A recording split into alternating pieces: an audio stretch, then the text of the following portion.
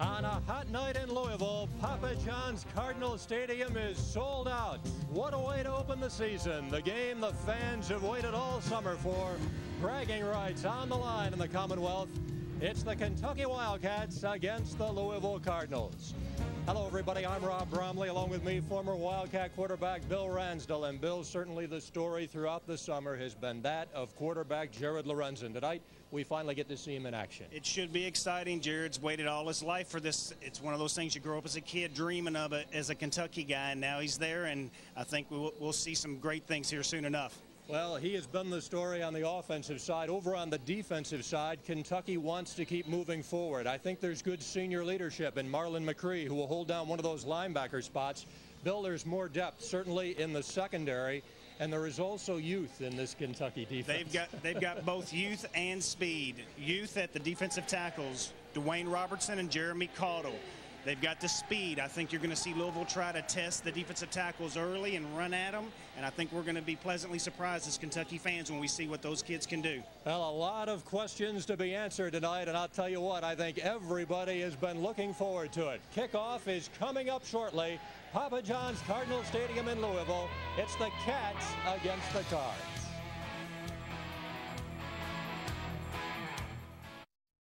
Here in Louisville, we're approaching kickoff. Dick Gabriel also joining us on the broadcast tonight. He'll report from the sidelines. Let's check in with him right now. Dick? All right, Rob, thanks very much, and I am pleased to report that the field is not as hot as it was the last time we talked to you from Papa John's Cardinal Stadium. You recall 2 years ago, the heat index was up over 100. We spent much of the afternoon, and I stress it was an afternoon, reporting on what was happening down here with regard to keeping the players hydrated and the air conditioners and the tons of ice they brought in. But of course, with a night game, it's not nearly as hot. It has been humid, though, but the players are obviously ready for this one. They've been working out in this heat. A great mystery tonight. Both quarterbacks we've watched working out here, warming up with the two left-handers, Dave Ragone and Jared Lorenzen. Nobody really knows what to expect. It's much like the Kentucky Derby on the first Saturday in May. It's going to be a great one, Rob. We'll be back with more from Papa John's Cardinal Stadium after this word on the UK Television Network. Welcome back to Papa John's Cardinal Stadium. Here's the coin toss for tonight's game, brought to you by Verizon Wireless. Simple, affordable, national. What are you going to call? Heads is going to be called.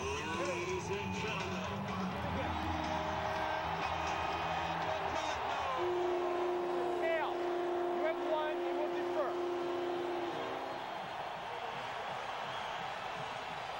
All right, Louisville has won the toss and has deferred to the second half. Kentucky electing to receive the football, and the Cardinals will defend the goal to our left.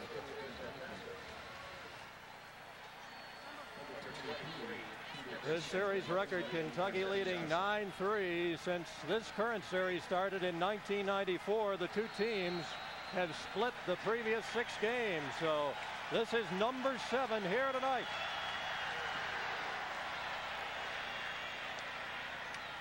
And the kickoff comes up a little bit short. Taken across the 30-yard line up to the 32-yard line, and that's where the Wildcats will begin. First down and 10 yards to go. Got our Dodge starting lineups for you. Kentucky's offense, of course, the quarterback Jared Lorenzen, Derek Homer, Artuse Pinner, Dougie Allen, good to see him back this season, Quentin McCord, and Derek Smith. And the offensive line, Antonio Hall, the freshman out of Canton, Ohio, starting at tackle.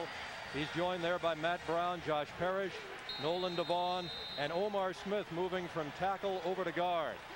Wildcats have it 1st and 10. The football spotted just across the 30-yard line as Jared Lorenzen brings him up to the line and goes under center. Artuse Pinner, the lone setback behind him. And Lorenzen, no surprise, wanting to throw, and now runs. And has he ever got running room? All the way across midfield and inside the Louisville 40-yard line. What a play by Jared Lorenzen on his first snap, except it didn't come through the air. It came by way of the ground. Gain is all the way down to the Louisville 38-yard line. Actually, they spotted it just inside the 38 before Rashad Holman finally got him down. We'll call it the 37-yard line. Gain of about 33 yards on the run by Lorenzen. So Kentucky already down in Louisville territory. And we've just run one play.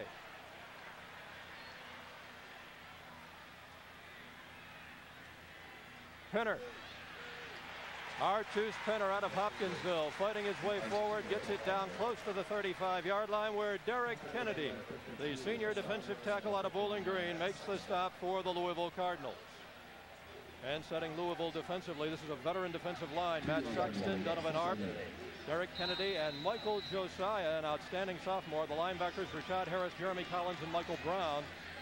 And in the secondary, it's Roundtree, Burns, Floyd, and Rashad Holman. Call it a gain of 2 on the carry by Artus Pinner from the 35. This is second down and 8 yards to go as Dougie Allen goes in motion. Lorenzen. Allen inside the 10. Touchdown.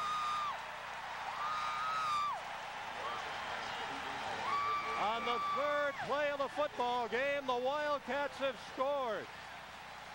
Jared Lorenzen, 35 yards to Dougie Allen, and just like that, Kentucky breaks on top. And anybody that had a question about Lorenzen, I think maybe they're feeling a little better now. Got it started early. Jared wanted to get a good lick in. Look, here you'll see Jared on the replay here taking a sit, gives a little punt fake, and as Dougie takes it on up, he didn't quite follow through, but Dougie made a great play on it and made a good cut inside. And the conversion attempt is no good as they bobbled the snap. So it will remain 6-0 as we get back now to the live action. 13:26 left to go here in the first quarter. And with just 3 plays, the Wildcats have broken out on front. It's Kentucky 6, Louisville nothing. Well, a moment ago, Jared Lorenzen, 35 yards to Dougie Allen as Kentucky takes the lead.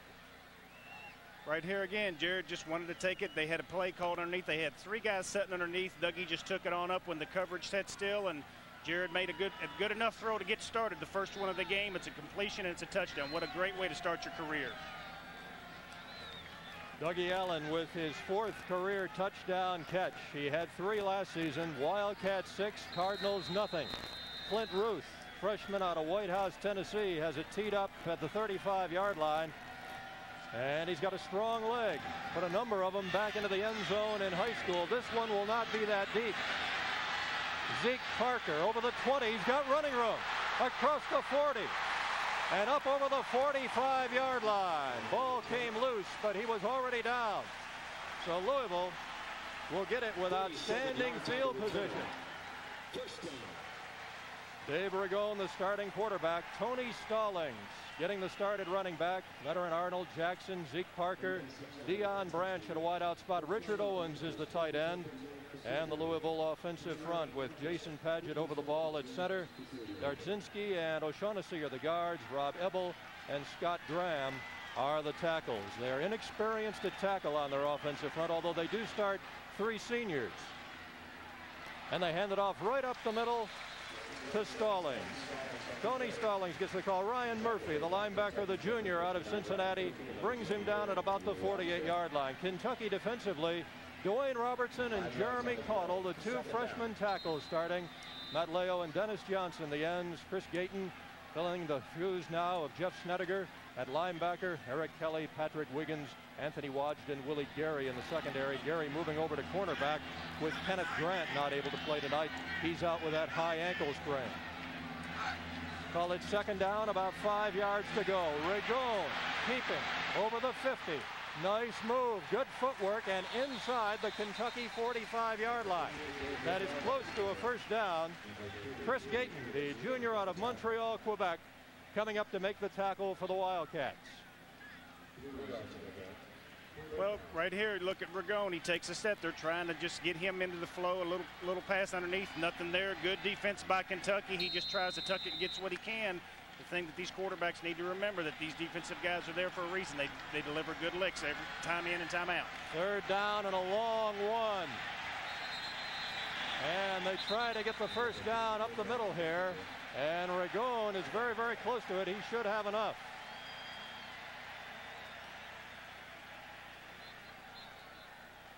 Penalty markers went down in the Kentucky secondary. Our referee tonight, Dennis Lipsky. Roger Haber is the umpire. Ed Peters, the head linesman. Julius Levis, the line judge. Henry Armstead, the field judge. Well, the call goes against the Wildcats.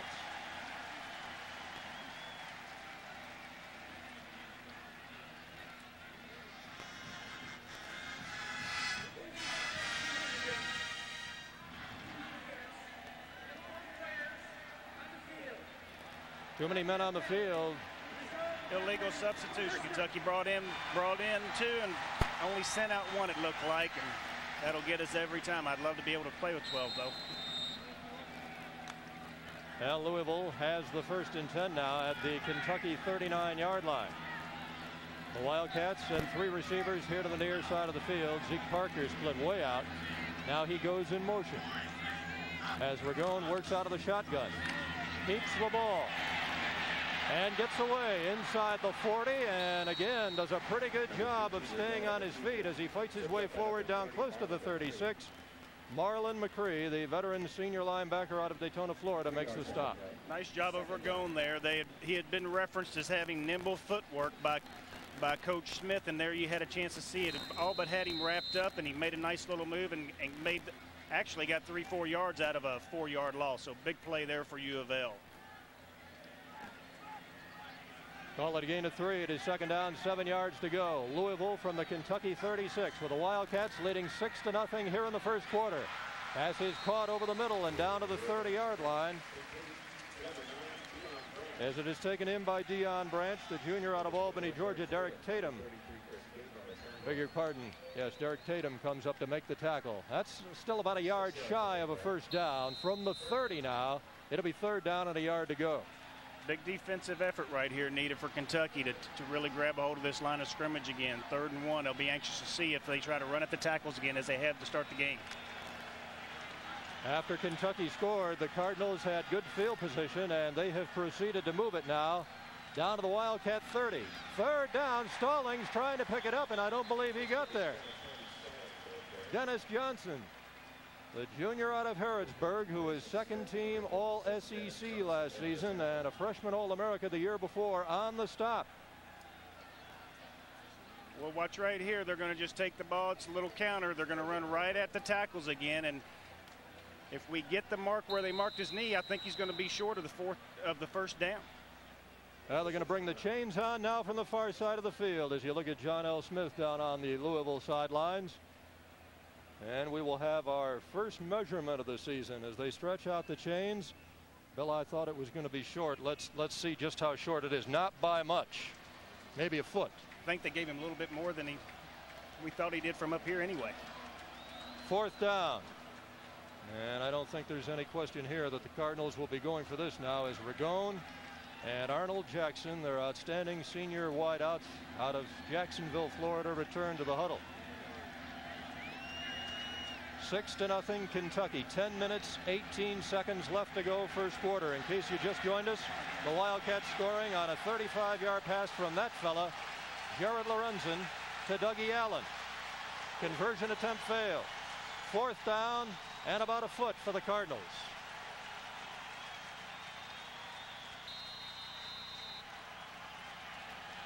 Ragone options it back to Stallings. He will not get there. Anthony Wajda was the first man to hit him. Anthony Wajda came up, and then Chris Gayton. And the Wildcat defense comes up with a big play here early in this 1st quarter. What a great play by the defense. Louisville, it's the 2nd time they've come out. They've tried to run down the line what they call a speed option. You'll see Ragone here. He's trying to option. Dennis Johnson does a great job of showing it. Everybody comes up. Wajda comes up and fills. They just strung it out. That's where that speed that we've been looking for from Kentucky is definitely coming into play.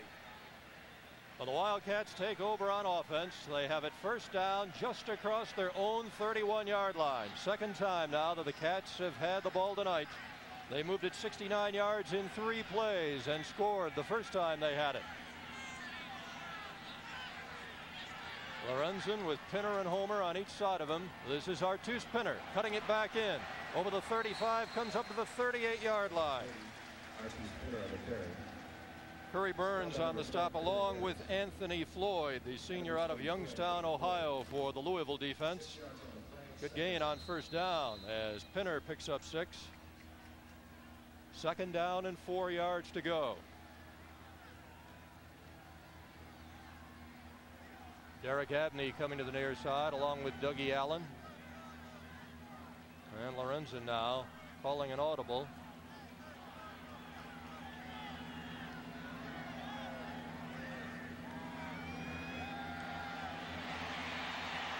Plenty of time, finally getting it away and gunning it to the near side, and it's caught by Dougie Allen. He's got it down in Louisville territory at the 45-yard line. And the Wildcat offense again is on the move. What a great job Lorenzen's doing right here as fans and as everybody's been concerned. The last 2 plays, he's audibled here. He looks upfield. He audibles again. It's not there. He breaks containment, shows some good footwork, and there you're seeing that strong arm that Jared has to be able to rifle the ball against man-to-man coverage. Gain of about 17. Another Kentucky first down. Now from the Louisville 45.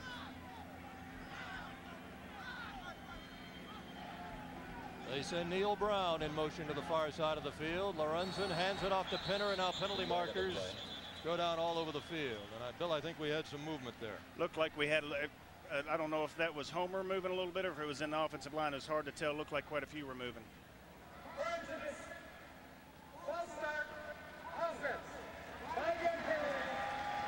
Illegal procedure. They will move it back now to midfield, the 50-yard line, and it will be first down and 15. Usually that against the whole offense tells us we got a lot going on up there. Just need to settle in and keep within ourselves here. Chad Scott alongside Lorenzen there, wearing number 4, freshman out of Plant City, Florida. Lorenzen again working out of the gun, and this is Jimmy Robinson in motion now. Swing it out to Scott at midfield, cuts it back in. And a nice piece of running by the freshman as he gets it down to the Louisville 41-yard line. Curry Burns, the sophomore safety out of Miami, on the stop for Louisville. Good job there of Jared. He sits back and he's looking. He gets a mismatch with the freshman with great speed. If you can see right here, he gets it out one-on-one. It's hard to touch that speed. Gain of about 9, second down and 6 yards to go as they spot it right at the Louisville 41-yard line. Kentucky leading in the game 6-0 as we hit the 8-minute mark here in this first quarter.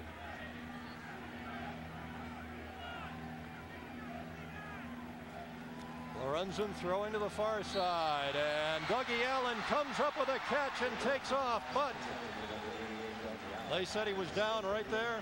Looked like they're calling his knee down. I don't know. I had to be awfully close because Dougie wouldn't just be running out there for his health right now. But it was a great play right there. Well, Bill, they're going to bring it back. Apparently, they say it was an incompletion. Going to spot it back at the 41. Well, apparently, they said he caught it right off the turf. Get another look at it here. I think maybe we can see a little bit better. That's close. Looks like his hands were under it, but I guess we're not going to get the call up here. Well, it brings up third down and 6 for Jared Lorenzen and company. Lorenzen will take it up the middle, fighting his way over the 35-yard line. He's got enough for the first down. Curry Burns, the safety man, on the tackle, but it's 1st and 10 Kentucky.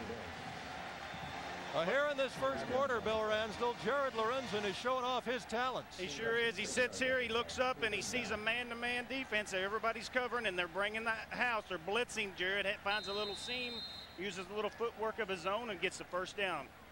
It's at the Louisville 34, 1st and 10. The freshman out of Highlands High School in Fort Thomas threw for almost 3,400 yards as a senior at Highlands. 45 touchdowns, working out of the shotgun on 1st and 10. Again, plenty of time, and here to the near side, it's caught. Touchdown, Derek Smith.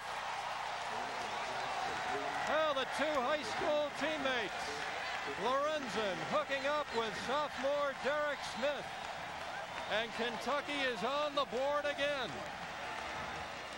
What a great way to start the game for Jared. He's run a few balls. He's gotten the nervous jitters out of him. You're going to watch right here where he comes back and takes his time. What a great job the offensive line's doing, giving him time, and Derek just continues running his route as the defensive secondary kind of relax a little bit, and the rest of it was just a good touch. And the conversion attempt now by Brandon Sanders out of Versailles, Woodford County High School. It is good. Kentucky has extended its lead. 7:14 to go first quarter. 13-0 Kentucky over Louisville.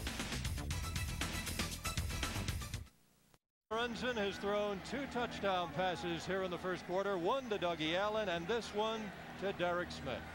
What a great job he's doing here. What you'll see again is Jared sits there, waits, see the patience right there, and Derek continues his route, and Jared just throws a nice little touch pass right over the top. And of course the connection to Fort Thomas Highlands. That's what they did in high school. 44 times Jared hooked up with Derek for more than 1,000 yards and 19 touchdowns. And what a way for Derek Smith here tonight to catch his first touchdown pass in a Wildcat uniform, to have it come from Jared Lorenzen. And they go back, and they're just big friends off the field as well as on the field. And, you know, that's where it's so important to have a good quarterback-receiver relationship. I think you'll see that continue not only with Derek, but Dougie and Quentin, and as we go on and Jared gets a little more experience, it should continue to be great things for Kentucky. All right, here's the kick by Clint Ruth. It comes to the near side of the field. This is Antonio Roundtree over the 20. That's all he'll get. Up to the 21, where he is knocked down and hit hard immediately. Jed Bassett, son of UK recruiting coordinator Claude Bassett, coming up with a hard hit on special teams. It looks like Jared's got a little bit of ice there on his hand. Hopefully he's just took a little shot on one of those runs he had early from a helmet. He's not the kind of kid to take himself out by any means, and fortunately for us, it's his right hand. From the 21, Louisville 1st and 10. Now trailing in this game 13-0. Ragone doing a good job to get it over the 25 to the 26-yard line. That's a gain of 5 yards. Chris Demery, the junior who grew up right here in Louisville, went to Male High School, coming up to make this stop defensively for the Wildcats. As you see Ragone, the sophomore out of Cleveland, Ohio, St. Ignatius High School, looking to the sideline to get the play. He played in 4 games last season, but only threw 2 passes, completed 1 of 2. Won the starting job with a big spring game and then a strong fall camp, being backed up by a senior, Mike Watkins. 2nd down, 5 yards to go from the 26. Stallings out of the backfield, still well short of the first down as he comes up to the 28-yard line. As the Kentucky defenders are right there, led by Patrick Wiggins, who's starting at strong safety tonight, the junior from Swanee, Georgia. Watch right here is Ragone. What they're just trying to do. Kentucky's playing some man-to-man coverage on the outside, and they're just trying to swing it out to their back as we did and get a one-on-one. The only difference, we had a little bit better speed there and had a great form tackle right there. Ball mark just across the 28. Call it 3rd down and a short 3 for Louisville. Ragone gonna run with it. Cuts it back and stretches for the first down. Penalty marker goes down. He's got the necessary yardage. Anthony Wajda, junior safety, makes the stop for the Wildcats, but we've got a marker down on the field. So let's wait and see what this is.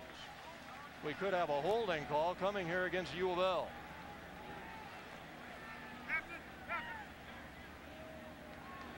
No, it'll go the other way against the Wildcats. Go down to Dick Gabriel and get a report on Jared Lorenzen. Dick? You've seen them treating his right hand, and again his non-throwing hand. Jim Madalenos here. Somebody stepped on him? Oh, okay. When Lorenzen was going to the ground, he put his right hand out for support and suffered a bruise on his right non-throwing hand. Now you see him trying to grip the ball a little bit. He's going to see if he can catch it. The snap from center, but he gave a thumbs up to Hal Mumme and said, "I'm okay and I'm ready to go." Thank you, Dick. On the penalty, the Cardinals now will pick up a 1st and 10. They will have it at their own 39. 1st and 10 Cards. Just over 5.5 minutes left to go in this first quarter, and Kentucky leading Louisville 13-0. 35-yard touchdown pass from Lorenzen to Dougie Allen, then a 34-yarder to Derek Smith just a moment ago. Keep it on the ground. And this is Chris Lester, the junior out of Miami. First carry for him tonight. Chris Gayton coming up to make the tackle for the Wildcats. Lester, the younger brother of Tim Lester, who starred at Eastern Kentucky, also played in the NFL. Chris Lester missed about half a two-a-days as he was becoming eligible, but then once he got into the Louisville preseason camp, he really showed his stuff. Coach John L. Smith impressed with him. Gain of 4, second down, 6 yards to go from the 43. Lester again through a hole, and he's up close to midfield. That should be enough for the Louisville first down. Derek Tatum coming in on the tackle for the Wildcats. And it is enough for the first down. They've marked it right at midfield.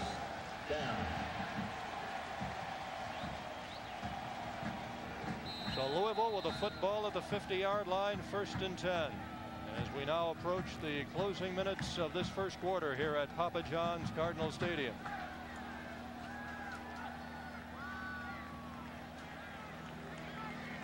Again, Lester, the lone running back here, set behind Ragone.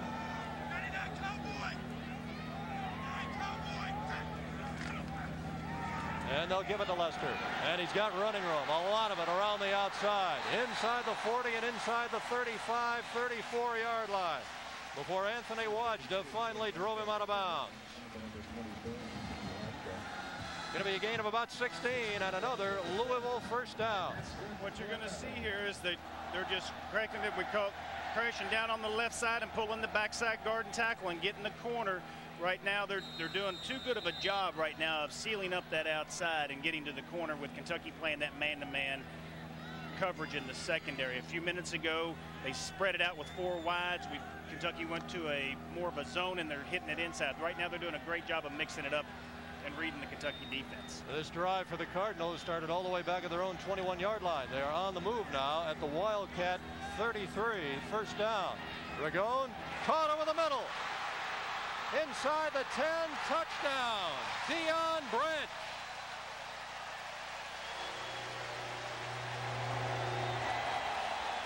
.33-yard touchdown pass from Dave Ragone to the junior out of Albany, Georgia, Dion Branch. And Louisville is on the board. Well, watch Ragone here. They get man-free coverage. What you got there is Branch ends up just coming up and does a little post pattern and gets inside of Patrick Wiggins, and Waju was too late to get there.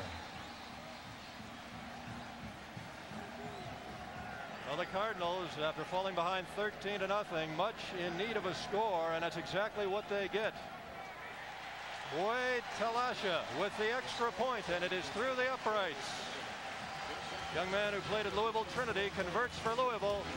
And with 3:56 left to go in this first quarter, Louisville gets on the board. It's 13-7 Kentucky. We invite you to listen to the Hal Mummy radio show every Monday night on the University of Kentucky Football Network, 7 o'clock Eastern. Tom Leach and the head man, Hal Mummy, the Hal Mummy radio show, 7 o'clock Eastern on the UK Football Network. Tidlaka now set to kick off. As you look at Hal Mummy over on the far sidelines, Wildcats leading Louisville 13-7, and this kick is deep and fumbled down at the goal line, but now picked up. Kendrick Shanklin over the 15 and run out of bounds. Wildcats will begin from their own 18-yard line. And a little extra contact there now down on the sidelines, but I think everything's all right. Well, the Wildcats will be backed up this time as they will be starting back at their own 18, 1st and 10. Kentucky is total now 142 yards, and that last drive, a 79-yard march by U of L, 85 yards in offense for Louisville. We have Jared Lorenzen, 4 of 5 for 94 yards and 2 touchdowns. He's also run it twice for 39 yards. Great little addition there. You're not expecting a whole lot out of him early with this rushing, but You got to stick to his knitting and be able to throw the ball effectively. Well, Lorenzen with wide receivers to all sides of the field, and he swings it out here to the far side of the field, and knocked down there is Anthony Kelly, junior out of Campbellton, Florida, gets to close to the 20-yard line. Jeremy Collins, the linebacker, a sophomore out of Huntsville, Alabama, makes the stop. Important right here that the offense just get back in the rhythm like they did to start the game. They got the crowd in it after that score, and Jared needs to just calm down here a little bit and get everybody focused again, and let's just get a first down and take the crowd back out of it. Got Jimmy Robinson and Brad Pyatt out to the right, and McCord here to the near side. And it's taken in here by Gary Hughes on the near side of the field. He comes up to the 25-yard line. Michael Brown, sophomore linebacker out of Louisville, Butler, makes the tackle. He was a Conference USA All-Freshman choice. As Gary Hughes, a junior out of Louisville St. X, on the catch. It's 3rd down and 3. Wildcats right at their own 25-yard line. And Lorenzen now directing in the backfield as the noise level here at Papa John's Cardinal Stadium really picks up. Going to give it to Derek Homer, and he's not going anywhere. Derek Homer is met by a host of red shirts. Rashad Harris, their fine senior linebacker, leading the way, along with Donovan Arp, the senior defensive tackle out of Salt Lake City. And for the first time tonight, Kentucky will have to punt the football. Well, what Kentucky trying to do is spread them out a little bit and get that zone spread and just do a little handoff underneath off tackle to Homer. It just looked like Louisville knew it was coming right at him, quite frankly. Did they have all 11 there? Seth Hansen missed all of last season with that leg injury and was redshirted. Now the Wildcat punter standing back at his own 10. Arnold Jackson has dropped back deep to return it for the Cardinals. High snap, but he gets it away. And a low kick, which will take a Kentucky bounce, and Jackson's not going to be able to field it. It'll be blown dead down to the Louisville 33-yard line. There's a penalty marker now down at the line of scrimmage, way back upfield. So we should keep it here and see what this is with 1:28 left to go in the first quarter. Those are not the kind of flags you get excited about. Usually it's something that has to do with the man downfield or some type of holding one way or another. Well, it goes against Kentucky.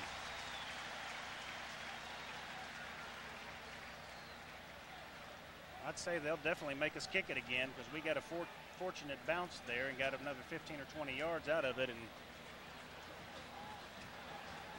punt went is about 42 yards. It's a holding call against the Wildcats, and let's see if we can get a look at it right here.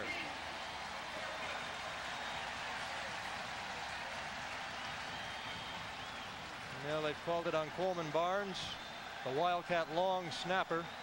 That's a tough one there. It's hard to get away with those when you're imitating the WWF there. Big penalty. Big penalty, Bill. It's going to put Hansen now back in his own end zone.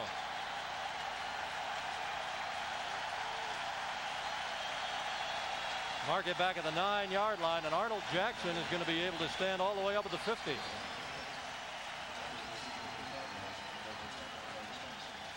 Right now, if you're Coach Mummy, you're going back to your special teams coverage drills where you want your guys to stay in your lanes. Just get a little bit of a hold up there on your defensive line and hope that the timing is what you've been practicing and stay in your lanes to be able to sit there and hopefully get a little hang time out of this punt and hold him with at least back around the 50 or 40-yard line. Wildcats, Bill, have now been penalized 4 times in this game for 34 yards, and Louisville has not drawn a flag yet. Of course, there was a penalty that went against Kentucky on the touchdown drive just a moment ago, although they still would have had the first down. But this is a big one, as Hansen now will have to kick out of his own end zone. You can bet U of L will be laying their ears back at some point, either off the corner or coming up the middle. It's not that they're going to rush it all out because Kentucky kind of takes that away when you spread the field with 4 wide receivers. But they're definitely going to come at it and make him concentrate on this punt. Seth Hansen has not punted in a game since high school. Got a good snap. Big rush. Got it away. High spiraling kick. Driving Jackson back to the 45. This one takes a Louisville bounce and goes out of bounds at about the Cardinal 47. So they're going to gain about 14 yards on the kick. The previous kick went down to about the 33. They definitely came that time. What you saw there was Derek Kennedy, I believe. Somehow he broke free, and I think he missed it by maybe a hand, but thank goodness we got a good one, and Hanson was thinking enough to be able to concentrate, and what a great punt coming out of the back on your 9-yard line. Well, for live chats, the latest scores, stats, live total casts, and more, visit www.ukathletics.com, your school's official athletic website. Just the best. Cardinals with great field position as they take over now at their own 47-yard line. Tony Stallings now resetting in the backfield to Ragon's left, and he takes the handoff. And Dennis Johnson with a big rush. Got a hold of his shirt from behind. A penalty marker goes down. And I think we're going to get a face mask here. Dwayne Robertson, the freshman defensive tackle, the freshman out of Memphis, Tennessee, making the stop. But this is another penalty that'll go against the Wildcats. And Bill, it's the 5th of the night against the guys in white and blue. Tough way to go. It's not something that you want to see as a coach, much less as a player, to have to feel it. And I tell you, all the positives we're getting right now are getting offset by this. Great play there by Dwayne Robertson, crashing in from the backside, showing his speed and quickness right there. And we're definitely going to have to sit here and do something and get back in sync. It seems like we're just a little bit fuddled right now with everything. Give Louisville a 1st down and 5 at the Kentucky 48. Here's Ragon now taking off on his own. And coming up to meet him is Eric Kelly as he gets down to the 40-yard line, close to the 40-yard line. That'll be enough for the Louisville 1st down, as we're down now close to a minute left to go in this 1st quarter. They move the chains ahead. Ball will be spotted down right at the 40. U of L going without a huddle. Here's Ragon again, back to throw, and throwing deep. Arnold Jackson couldn't pull it in with a right hand. Incomplete. Anthony Wajda on the coverage. Ragon trying to get his favorite target, Arnold Jackson, the senior from Jacksonville, down the near sidelines. Good job here. They go out and get a one-on-one against Eric Kelly, just about a foot too far to really get his hands on it to bring in the catch there. 2nd down, 10 yards to go. Kentucky leading Louisville 13-7 as we're now in the final minutes of this 1st quarter at Papa John's Cardinal Stadium. Lester inside the 40, tracks it down close to the 36-yard line. Ryan Murphy, junior linebacker from Cincinnati, coming up to make the stop for the Wildcat defense. Bring up 2nd down and about 6 yards to go.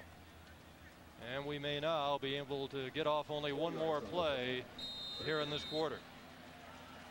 The season Ryan Murphy had last season as he really came on as a sophomore. Certainly hopes to add to that now as a junior. They're going to need him in that Wildcat defense. Of course, Chris Dayton with the chore of replacing Jeff Snedeker at a linebacker spot.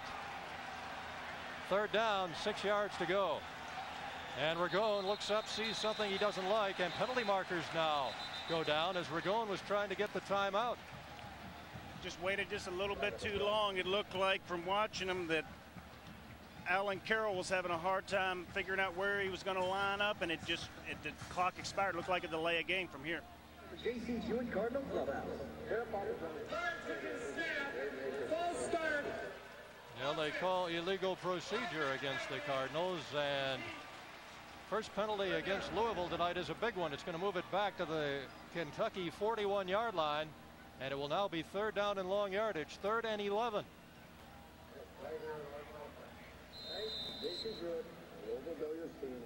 Cardinals trying to battle their way back after falling behind in this game early, 13-0. Jared Lorenzen in his first collegiate starts, throwing a couple of touchdown passes, but Ragon has settled down the Louisville offense, came back with a long touchdown drive here in this 1st quarter, and now Louisville in Kentucky territory with 3rd and 11. Timeout will break away. Kentucky leads Louisville 13-7. At the conclusion of tonight's game, we'll be selecting the Ashland Incorporated UK Player of the Game. Ashland Incorporated will donate $250 in that player's name to the Kentucky Special Olympics. Statue of Johnny Unitas here at one end of Papa John's Cardinal Stadium. And the hours of daylight now here growing short as we have ended the first quarter. We're into the second quarter of play. Kentucky leading Louisville by a score of 7-0. This is 3rd down 11. Big rush and a big sack for the Wildcats. Chris Demery, junior out of Louisville Male, on the first play of the second quarter, coming through to throw down Dave Ragone. Watch right here. Ragone is setting, trying to look downfield, and that's what you like to call a good coverage sack. The secondary of Kentucky just covering up those receivers so long that Ragone had nothing else, and then you take on top of that the speed up on the defensive front, getting back there in time to get to Ragone. Chris Savori now to punt it away, and he gets the kickoff. It's a short one. Kendrick Shanklin will not be able to return it. Takes a Kentucky bounce and is grabbed down to the 29-yard line. Ryan Gaines, defensive back, coming in to down it for the Cardinals. And the Wildcats will take over 1st and 10 at their own 29. Just beginning the second quarter of play here in Louisville. Kentucky 13, Louisville 7. And now we've got a timeout down on the field. And we'll break away. Timeout has been called just as we begin this second period. We'll be back in a moment with Kentucky leading Louisville 13-7.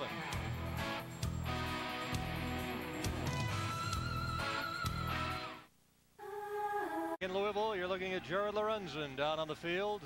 Rob Bromley along with Bill Ransdell and Dick Gabriel at Papa John's Cardinal Stadium. Lorenzen has completed 6 of 7 so far. 2 touchdowns. Wildcats have it 1st and 10 at their own 29 as they begin this series right at the beginning of the second period.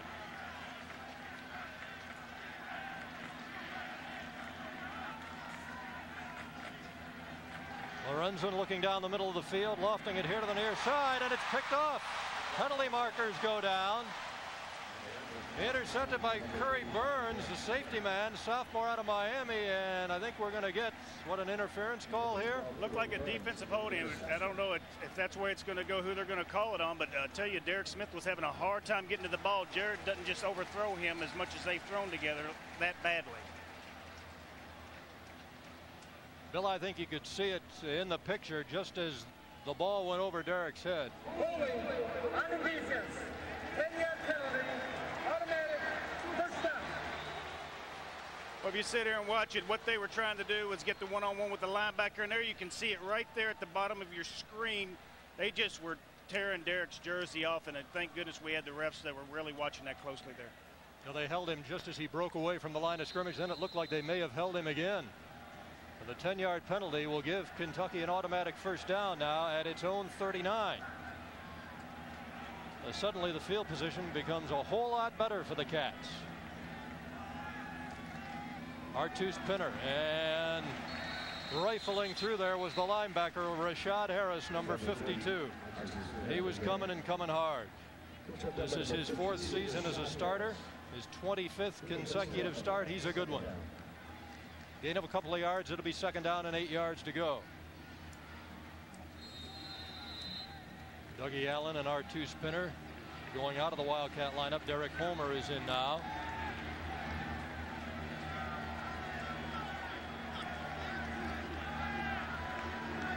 Second down and 8. Cats from their own 41.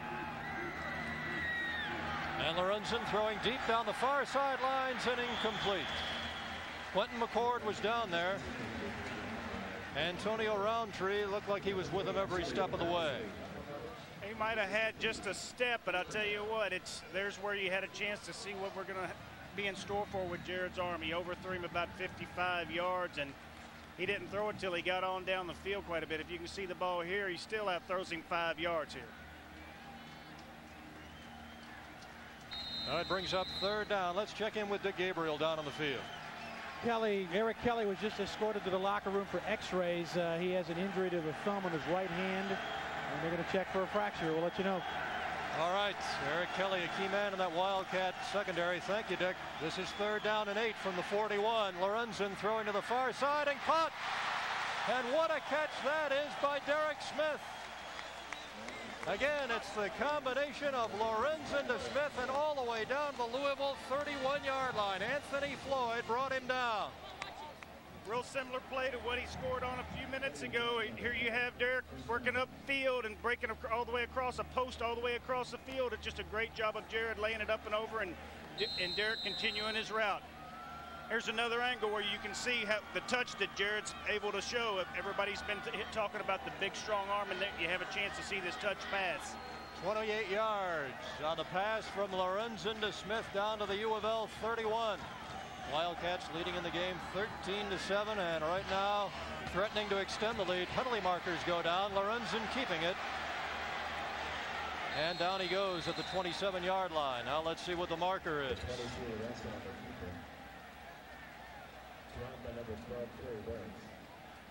Curry Burns again on the tackle for the Cardinals, but we'll check this penalty, which was dropped back upfield. 5 yards on the flag. Second down. Well, apparently there is no flag.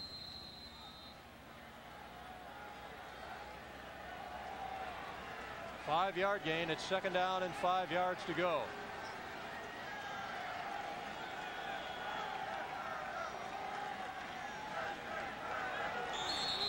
And whistles. Still plenty of time left on the play clock. Penalty markers go down. Looks like we lost our concentration there just a little bit. The Louisville defense. Looks like the Louisville defense is doing a good job of disguising their coverages and what they're doing. They're moving around the defensive line back and forth and shifting from one man to the next. The secondary is moving their coverage from zone to man, and I think at that point we just had a little too long of a delay that the offensive line's used to with Jared, and somebody just happened to move a little bit. Good look there at Antonio Hall, the freshman offensive tackle out of Canton, Ohio, one of the top-rated offensive lineman prospects in the nation. Jimmy Robinson on motion. This is 2nd and 10. And downfield, it's taken in by Chase Harp. Chase Harp down at the 10-yard line, brought down by Anthony Floyd. Now, the young man out of Danville, Kentucky, who had to overcome that stress fracture from last season, pulls in this pass right over the middle. You'll see right here where Chase comes from left to right on the screen, just a little crossing route underneath and getting a little bit of a breakaway from Anthony Floyd there, just enough to give Jared a little bit of time there. Well, he came to Kentucky as a quarterback, put on some pounds now, goes 240, playing tight end. Backing up Derek Smith at that spot. Gain is down to the 9-yard line, and it's 1st and goal Wildcats. Lorenzen. Incomplete over the middle. And he was trying to get it there to Anthony Kelly, junior out of Gambleton, Florida.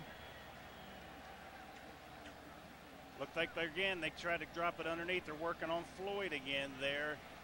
That's one of those, I think, that Coach Mummy was worried about. He had 3 guys around him. If you watch it here, Jared, see how he cocked his arm a little extra hard and tried to really drill it? He was going between 3 guys, and it was just a little too hard to be able to hold on to there for Anthony. 2nd down, goal at the 9-yard line.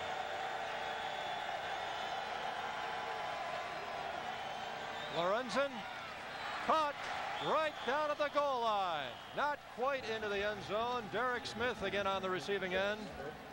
Jeremy Freitag, junior linebacker out of Sacramento, California, a transfer from Sacramento City College, makes the tackle. And it will be 3rd and goal coming up. Again, it's Lorenzen to Smith. Here you can see Derek again down at the bottom, just a little crossing route underneath. They're just trying to get an isolation there and working on the linebacker, Jeremy Freitag. He got what he wanted. All he needs is a step there and just put the ball in the numbers, and you got what you want. 3rd down and goal. Lorenzen. Now he'll run it. Diving into the end zone. All 275, 280 pounds, maybe a little more than that. 1-yard run. And Jared Lorenzen, who has thrown 2 touchdown passes here tonight, now gets his first by way of the ground. And it looks like the Wildcats here will go for 2 and try to increase their lead to 21-7. Well, you watch right here. It looks like he's got Chase briefly. He knows how close he is. He's a yard away. He's a big guy. He's smart enough to know that he can go get it. Hey, why throw it if I can go get it myself and keep the ball securely in my hands? Good decision making there by Jared. I think now the big thing is we want to get these 2 points, get the 1 point back, and see what we can do to get it back up to a 14-point difference.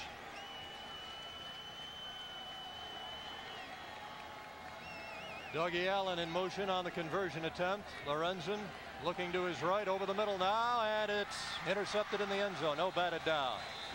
I thought Curry Burns or Anthony Floyd was going to pull it down, but they couldn't quite do it. It falls incomplete, and the conversion attempt fails.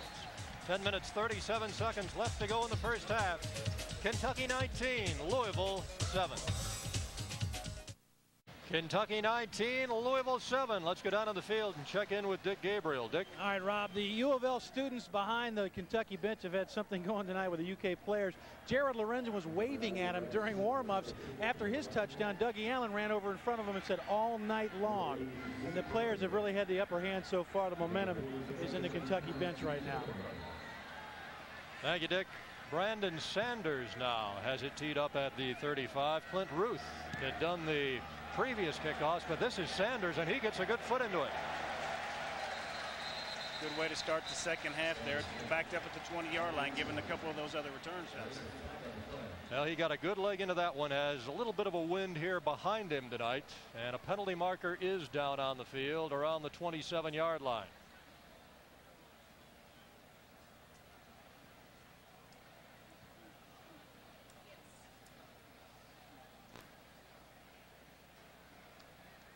Here is the indication now from our referee here tonight, Dennis Lipsky.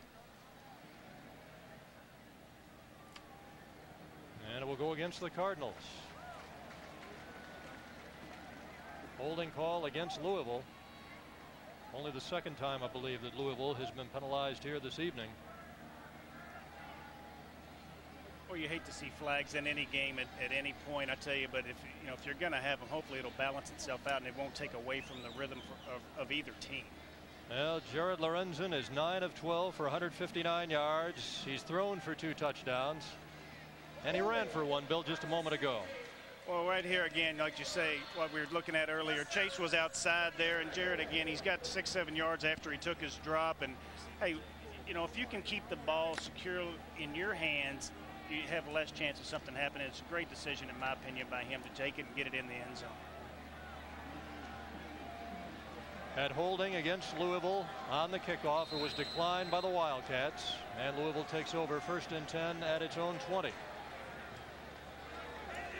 They're going this time going under center as they begin this series, and they keep it on the ground. Tony Stallings with all kinds of running room.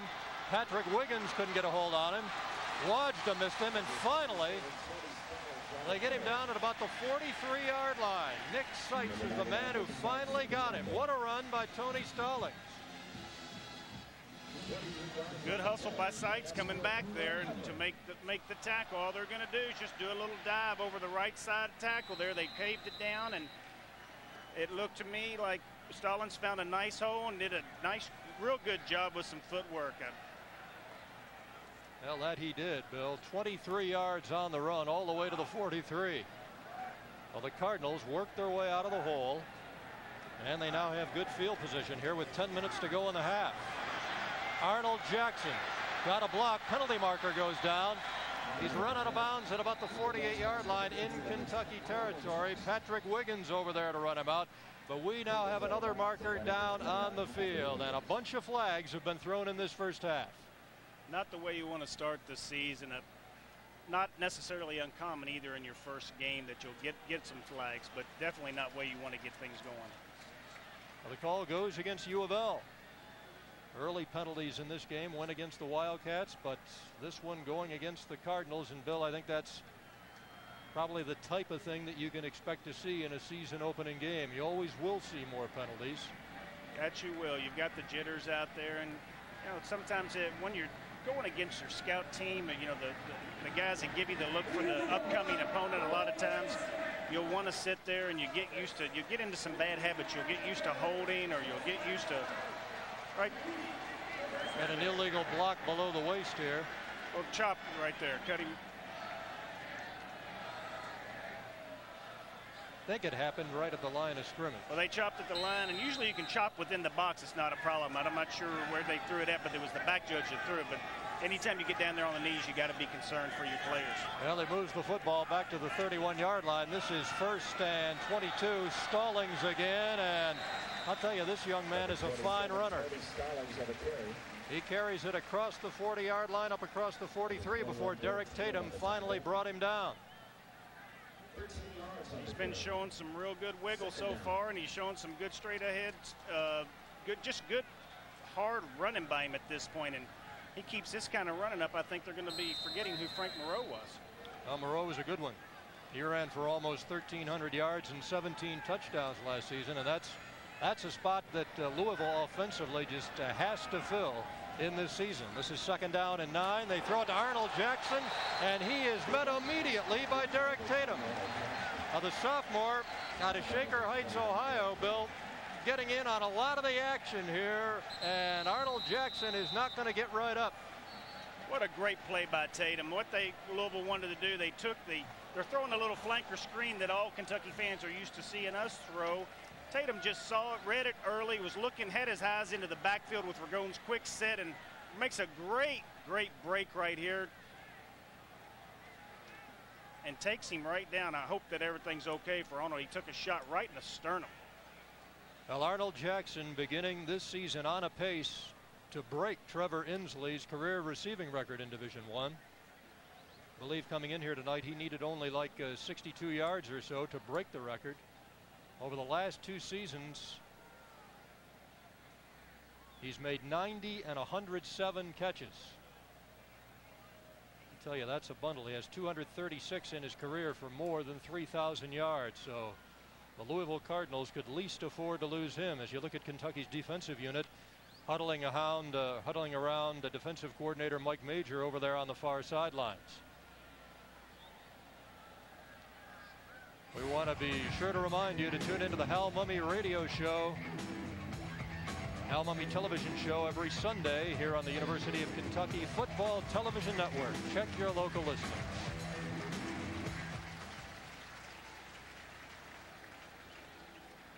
Hal Mummy beginning his 4th season with the Kentucky Wildcats.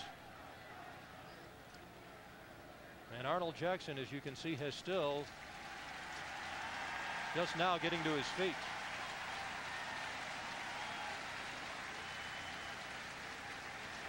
Jackson will come off the field, and hopefully he is going to be able to return. I'll tell you, he was given a hard lick by that fella right there, number 21, Derek Tatum. What a job he has done in the Wildcat secondary. Remember, Eric Kelly has gone to the locker room. Hope to get a further update on him just as soon as we can. This is Ragone now running out of trouble. And over midfield, inside the Kentucky 45, down to the 44-yard line. That's going to be enough for the 1st down. Chris Gayton finally got him. Big play for Louisville. Big 3rd down scramble. Let's go down on the field now and get an update from Dick Gabriel. Dick? All right, Rob. Eric Kelly made a brief appearance on the sideline, but was sent back in so they can tape and splint his thumb. He has a slight fracture, according to Dr. Johnson, but they think he can go. They're going to tape him up and just see if he can stand it. Back to you. Thank you, Dick. 1st and 10 Cardinals. Ball spotted right at the Kentucky 43. Handed off to Arnold Jackson, who is right back in the Louisville lineup. Well, he's on the sidelines for only 1 play. He gets a yard here to the 42. Great way to get back into the flow of things. You never want to set out once you've taken a shot. You have to go out though once they stop play for you. Good job of Coach Smith getting him back into the flow at this point. Watch the swarming Kentucky defense here as Chris Demery comes up to make the tackle. A lot of people going to the football. Call it a gain of a yard. It's 2nd down, 9 yards to go.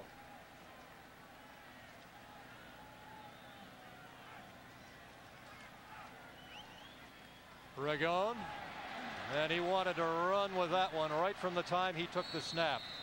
Gets about 3 yards down to the 38-yard line as the Wildcats come up to cover it. Ryan Murphy in there. Willie Gary coming up to help out. It's going to bring up 3rd down, and it'll be 3rd down still at about 6 for the Cardinals.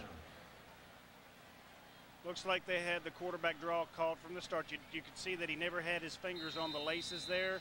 When you're going from the shotgun, you have to really speed things up when you're going to do that draw, just because of the time it takes to get from the center to the quarterback.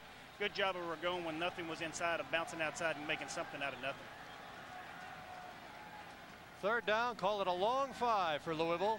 Ragone straight back and completed over the middle. And that'll be enough for the 1st down. Taken in by Dion Branch. Patrick Wiggins, the strong safety, on the stop, but it's 1st and 10 Cardinals as they'll spot it down at the Kentucky 29.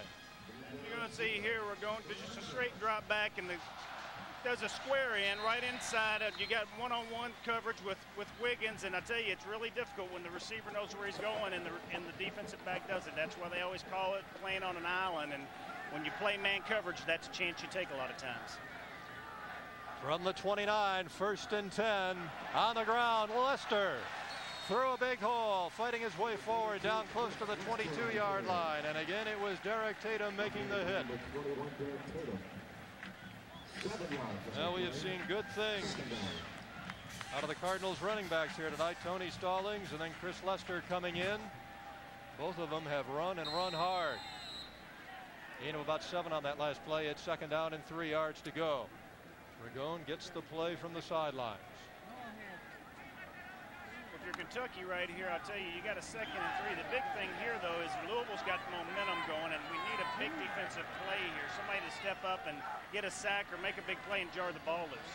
Ragone wanting to go back to the air, and does. Jackson down at the 10. And just across the 10-yard line, Tatum again on the stop, along with Anthony Wajda. Well, the Cardinals will have it, and I believe they'll have it 1st and goal with the ball spotted down just inside the Kentucky 10-yard line. Here we go again. Jackson coming across the field, just doing a little square in, working across the field on a man-to-man coverage. It's tough when you're running away from the defensive back. You got to be anticipating that, and it's hard to do that sometimes. And I'll tell you, the biggest thing that's bothering me, as we were saying, is that Louisville is really rolling right now, and they've got the momentum going. 1st and goal at the 10. Kentucky leading 19-7, and whistles all over the field, and I think we've got a procedure call possibly coming here.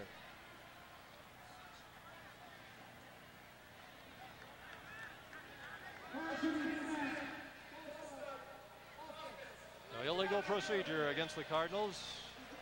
Coach John L. Smith down on the sidelines, 51 years old, out of Idaho Falls, Idaho. His 3rd season directing this Louisville football program and taking them to back-to-back bowl games with back-to-back 7 and 5 records. Mark it back to the 15-yard line. Now it's 1st and goal at the 15. Ragone, big rush, and down he goes. Chris Gayton. Chris Gayton, the former defensive back who has good speed and coverage ability, and that time he was coming Bill and coming hard, and you can bet Dave Ragone felt that one. He definitely did. I tell you, he's felt a lot of these. Look here where Gayton, they do a little stun up front where the defensive tackle goes out and Gayton comes under. The tackle took 2 offensive linemen and Gayton left him free and got there just in time before he had a chance to drop it underneath to his check down. Well, that'll be a loss of another 8. Back to the 23, where it's 2nd down and goal now at the 23-yard line. Ragone dropped the football, and the Wildcats fighting for it, and I believe Matt Leo got it.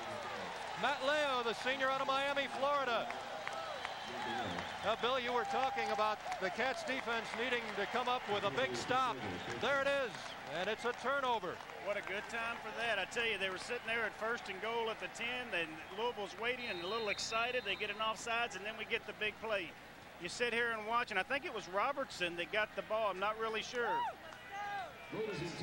Oh, it looked like it was Otis Grigsby. Reached out and on his way by just dropped it out of his hand. The Wildcats recover. Matt Leo coming up with the ball, and Kentucky holding its lead at 19-7 here in the 2nd quarter.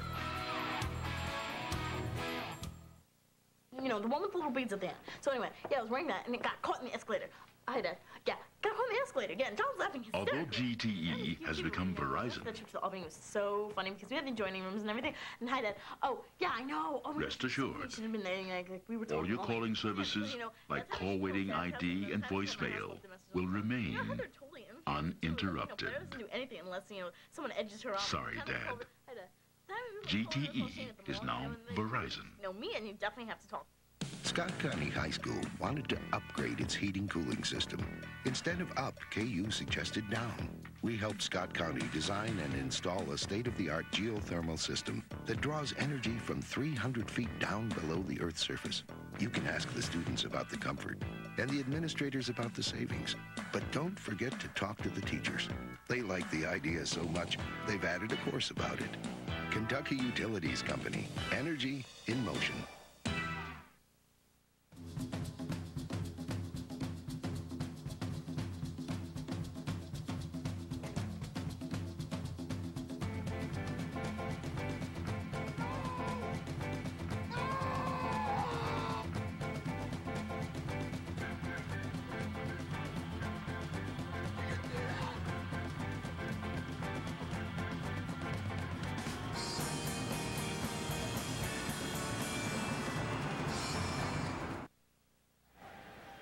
Well, welcome back to Papa John's Cardinal Stadium, as we are just about now in complete darkness here in the closing minutes of the second quarter, with the Kentucky Wildcats leading Louisville 19-7.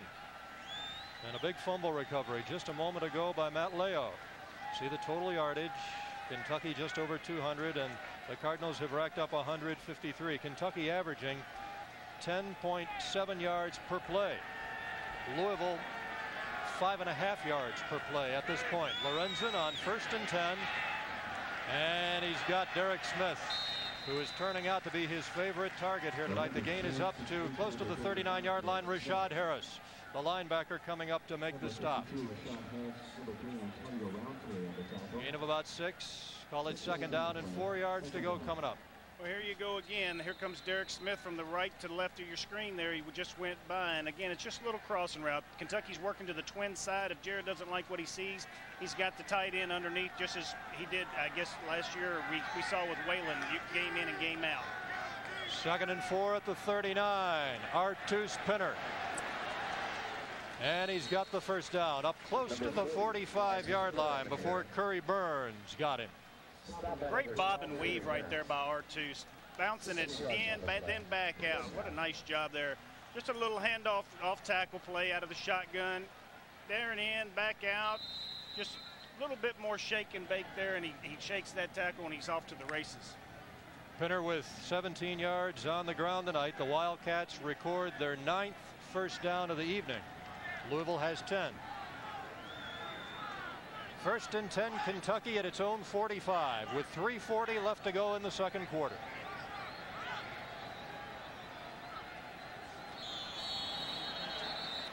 And Nolan Devon never snapped the ball, but everybody moved. I think everybody else was on the same page at that time, at that point, except Nolan. And I tell you, it's everybody's moving but him. And I thought you saw him kind of lay his head back like he dropped the ball there a little bit. Move it back 5 yards to the 40. It'll be 1st and 15. Another penalty against the Cats.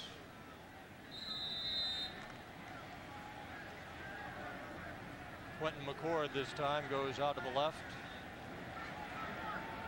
And they send Neil Brown here to the right side along with Derek Smith.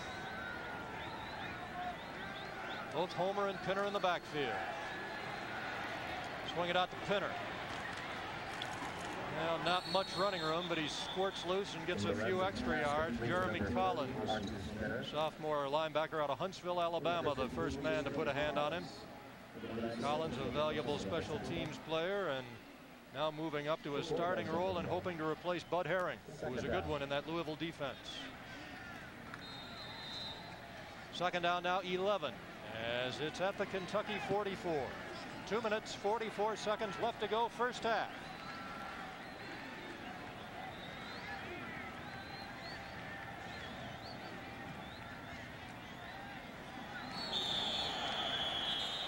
And again, I think we're going to have a procedure call here. Penalty markers go down.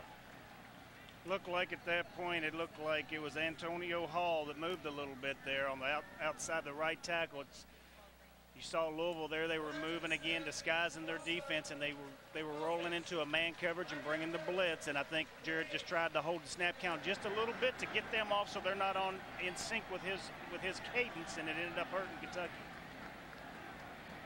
Now Mummy on the opposite sideline is going to move the ball back to the 39-yard line. Now it's 2nd down and 16 yards to go.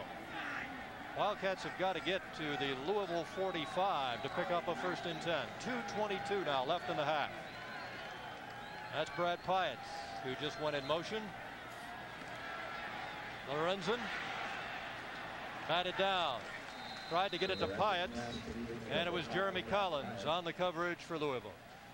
Let's go down on the field, get an update on Eric Kelly from Dick Gabriel. Dick? All right, Rob, he is back on the Kentucky sideline, and trainer Jim Madaleno said to him very simply, the question is, do you think you can play? He's been cleared.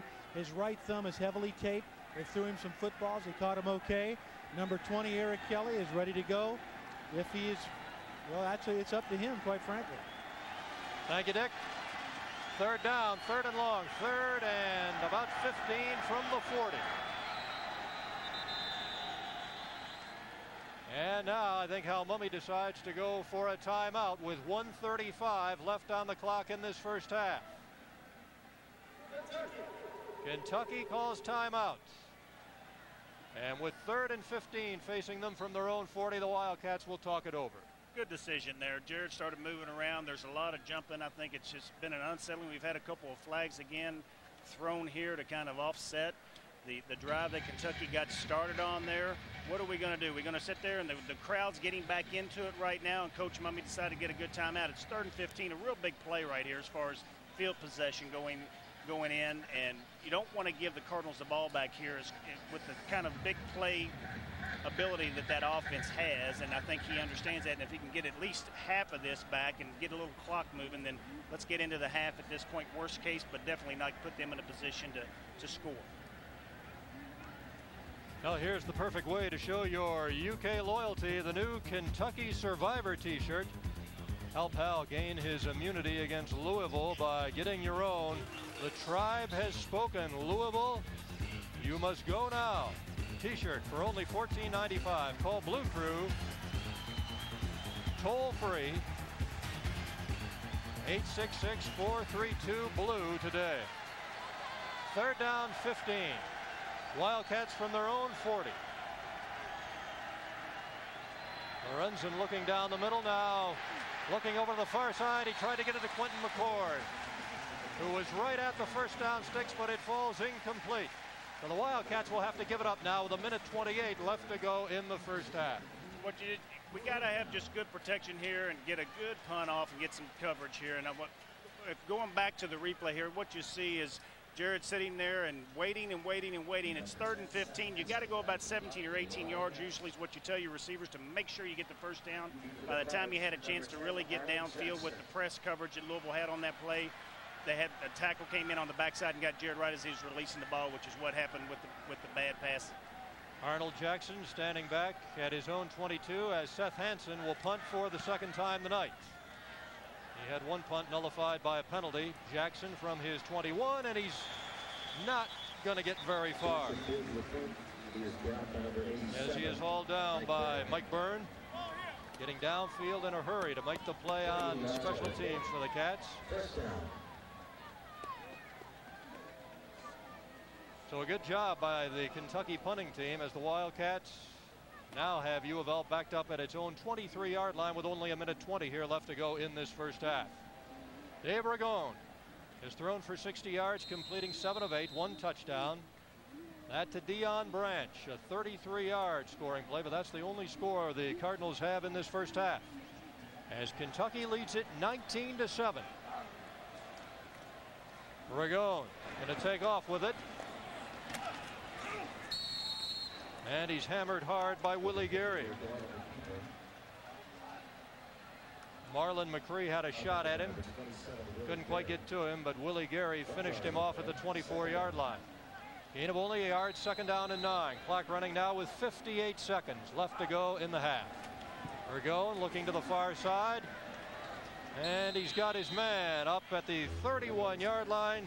Deion Branch on the receiving end. Marlon McCree on the tackle. Still shy of the first down. It'll bring up third down and about 2. And I think the Cardinals here are going to go for a timeout with 40 seconds left to go in the half. Louisville timeout. And Ragone here will come to the sidelines here to talk things over. Opening game, opening night here this evening at Papa John's Cardinal Stadium. We hope you'll join us next week for the home opener as Kentucky takes on the Bulls of South Florida. Check your local listings for the station in your area. We will have it for you on a delayed basis Saturday, September 9th, as Kentucky takes on South Florida in the home opener at Commonwealth Stadium. South Florida, a young program heading into only its 4th year and its first year as a Division I team. I'll tell you, watching Ragone, it's always a nice compliment to have the coach feel good enough to have you run the ball a bit, but I'm kind of shocked at this point as much as they're having him run the ball, quite frankly, between running the speed option down the line and the quick draw sets. I tell you, you run the risk of always taking a shot, and it's the last one.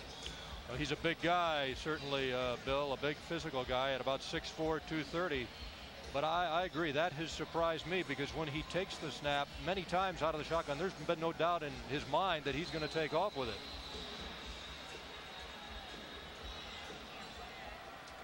Third down, a yard to go, only 40 seconds on the clock here in the first half. They keep it on the ground to Lester, and I don't believe he got there.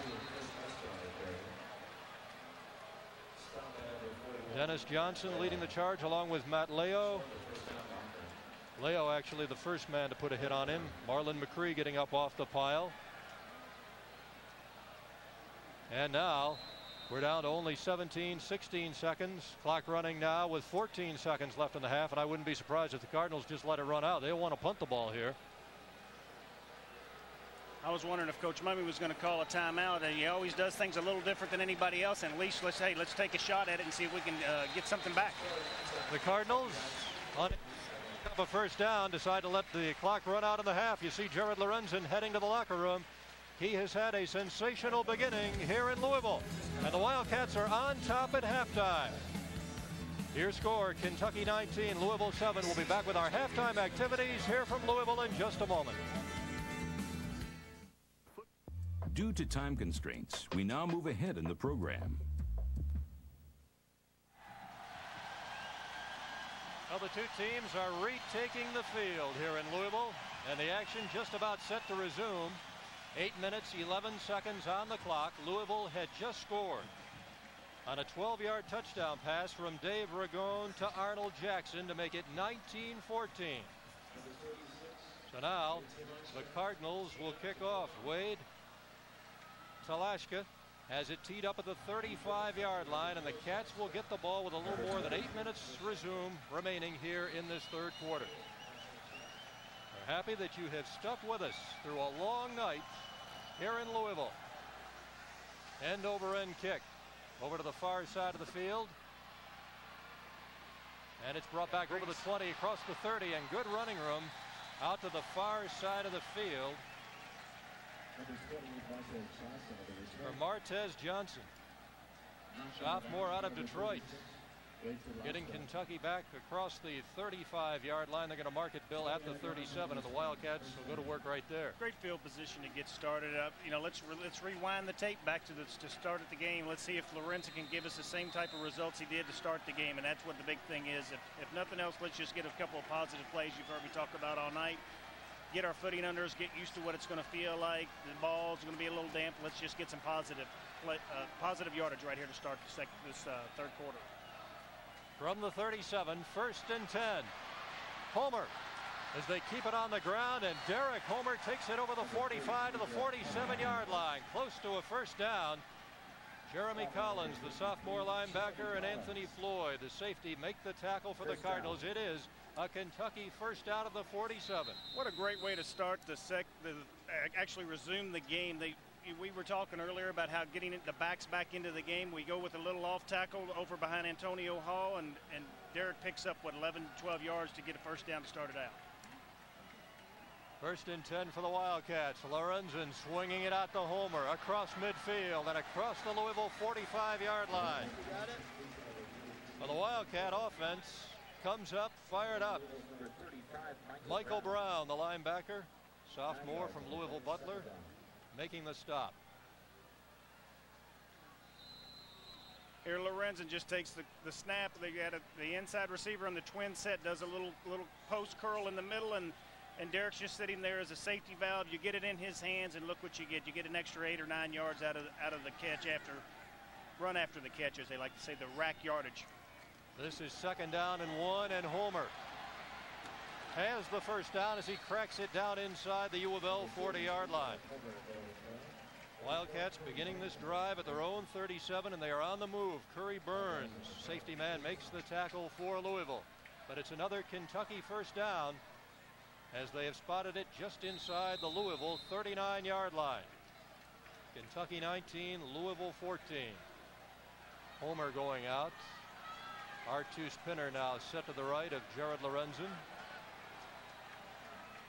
Lorenzen with wide receivers to both sides of the field. Over the middle, it's taken in by Jimmy Robinson. And he is inside the Louisville 35-yard line down to about the 33, and I think that's the first catch tonight for Jimmy Robinson. It is, and we were talking during the delay how Homer's not really been in the game. Jimmy Robinson's not been in the game. R2 Spinner hasn't. If you sit and look, I think all they really did is took Jimmy Robinson and put him in where Derek Smith has been doing that little crossing route underneath. And got to get the ball in these guys' hands that are athletes and let them have a chance to make a play after they catch the ball. Great job by Coach Mumme coming out and getting the other guys involved. This is 2nd and 5. Lorenzen batted into the air and intercepted. Picked off in the Cardinal secondary by Curry Burns. And he's still on his feet across midfield. And finally brought down by Chase Harp at the 40-yard line. Oh, how things can turn around in a hurry. After a rain delay of 1 hour and 15 minutes, Kentucky's offense comes out, cranks it up, moves right down the field, and then this pass batted into the air, and Curry Burns, the sophomore safety, comes up with a big play. Been running that off-tackle play to start the third quarter. I keep saying the second half after a long delay. Been running that off-tackle and do a little play action off of it. Ball just got batted down at the line of scrimmage. One of the defensive tackles, I couldn't tell who it was, got his hand up there. This is Stallings through a hole right up the middle, inside the 15 and down to the 10-yard line. Anthony Wajda made the stop.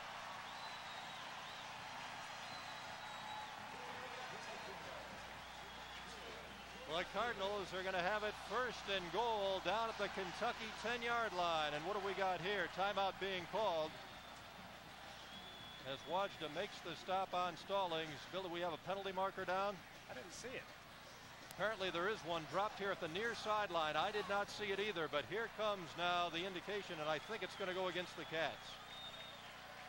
Where it is, it would seem like. Dropped right down to the sidelines. I couldn't see it either. Of course, the penalty of offsides is declined, and Louisville is in business at the Kentucky 9-yard line. 30-yard gain on the run by Stallings. And the Cardinals right now in position to take the lead in this football game as they trail 19-14 with 5.5 minutes left to go in the third quarter. Big interception a moment ago by Curry Burns, and the Cardinal offense now trying to turn it into points.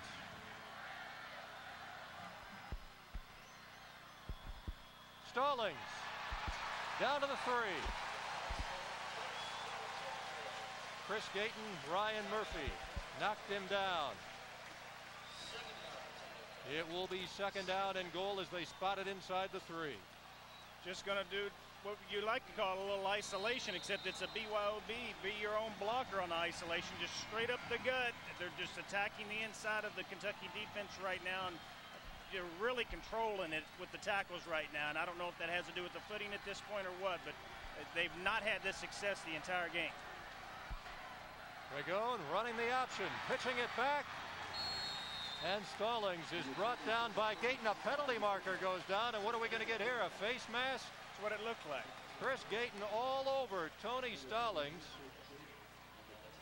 It's got to be one of those inadvertents if that's what it is. It looked like it just right at the end of the play, part of the tackle, his arm going up and just kind of raked across it. Get another look at it here. Ragone comes down, running the speed option again. Dennis does a good job of making him delay to give the, there you go. And it's actually Anthony Wadja who gets the hand on the face mask as Chris Gayton came in to make the initial contact. Good job by Dennis there, stringing it out, making Ragone hesitate just long enough to get the pursuit from inside out. It's much better to have an inadvertent face mask than a touchdown right there. They move it half the distance to the goal. It is still second down. Second and goal for the Cardinals. Stallings up the middle, touchdown.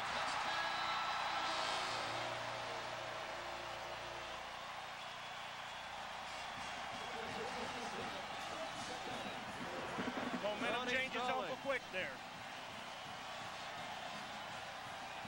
The junior out of Bedford, Ohio, on the short touchdown run of 2 yards, and Louisville has the lead for the first time in the game as the Cardinals go on top 20-19. Dennis Johnson trying to get a handle on him, but he plows his way through the middle and scores, and the Cardinals now will go for 2 to try to extend their lead to 3 points. 4 minutes, 27 seconds left to go in the third quarter. And a quick change of events as Louisville has scored again following a 1-hour, 15-minute rain delay. And the Cards trying to go for 2 penalty markers go down. I think we've got illegal procedure here. Might have been Joe O'Shaughnessy, the right side offensive guard. That's Dardzinski, the left side guard.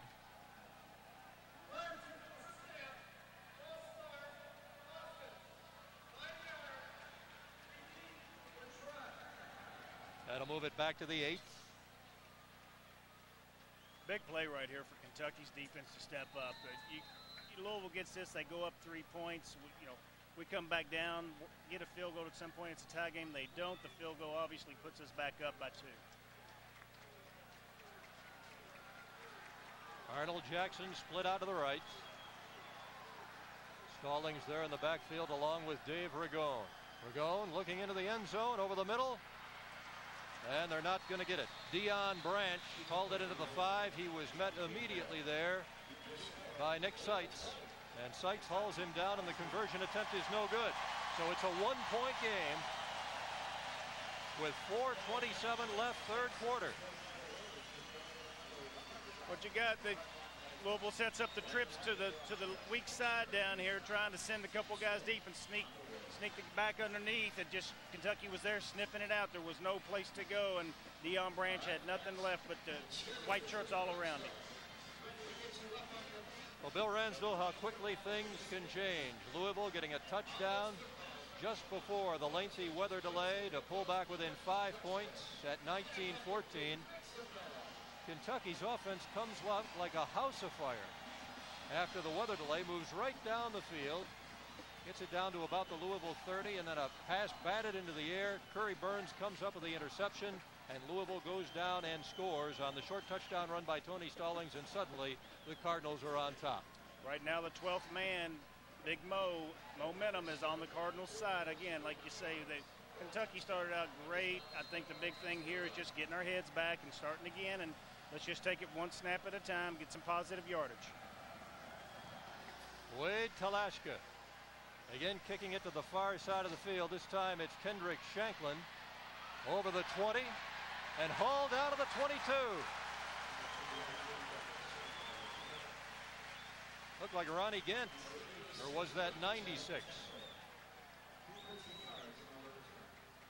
Gent downfield, the sophomore from Lakeland, Florida, to make the stop, and the Wildcats will have to start from their own 22-yard line, 1st and 10. Kentucky at one point in this game led by a score of 13-0 as Jared Lorenzen quickly came out and threw 2 touchdown passes, one to Dougie Allen, another to Derek Smith.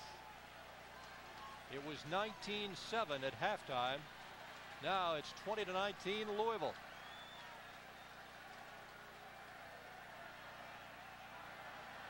Lorenzen Brought down, tried to get it off.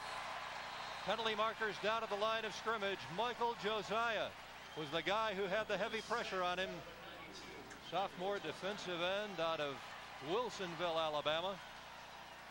I thought we were off to a good start here in the second half. I hadn't seen a flag in a while, and then here we go again. It just seems like that the officials are controlling the game too much, although it did look like we had a little movement in the up there on the line. Big penalty against the Cardinals. Offside against Louisville. Big break for Kentucky offense right there. Instead of coming back with a 2nd down and 10 or 13, depending on how they were going to mark it, we're coming back with a 1st and 5. That'll move the ball up to the 27, where the Wildcats have a 1st down. 1st and 5. Love to see them take it up top here. It's not completely a waste down like a 2nd and 1, but you've definitely got a little more better field position and a benefit of an extra down that you usually wouldn't have. McCord and Dougie Allen to the left, and they swing it out of the backfield here, and a good gain coming up to the 39-yard line as that pass is taken in by Chad Scott, freshman out of Plant City, Florida, and it's a 1st down for the Wildcats as the ball is marked up at the 39-yard line, and a gain of 12. Lorenzen to Chad Scott. Clock stop with 3:50 left to go in this 3rd quarter. And now they start it up.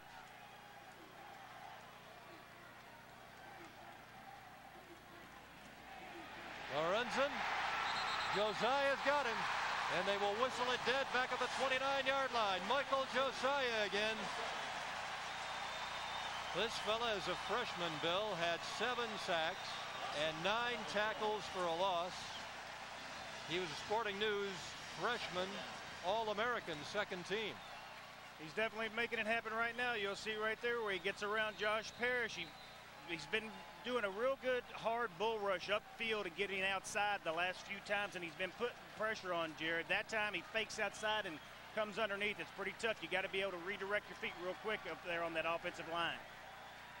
2nd down and long, 2nd and 19, and again it's Lorenzen to Scott. This time he's knocked down at the 34.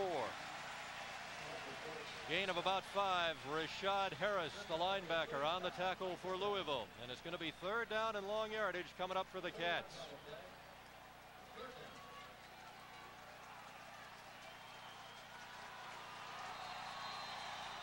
Third down, 15 yards to go.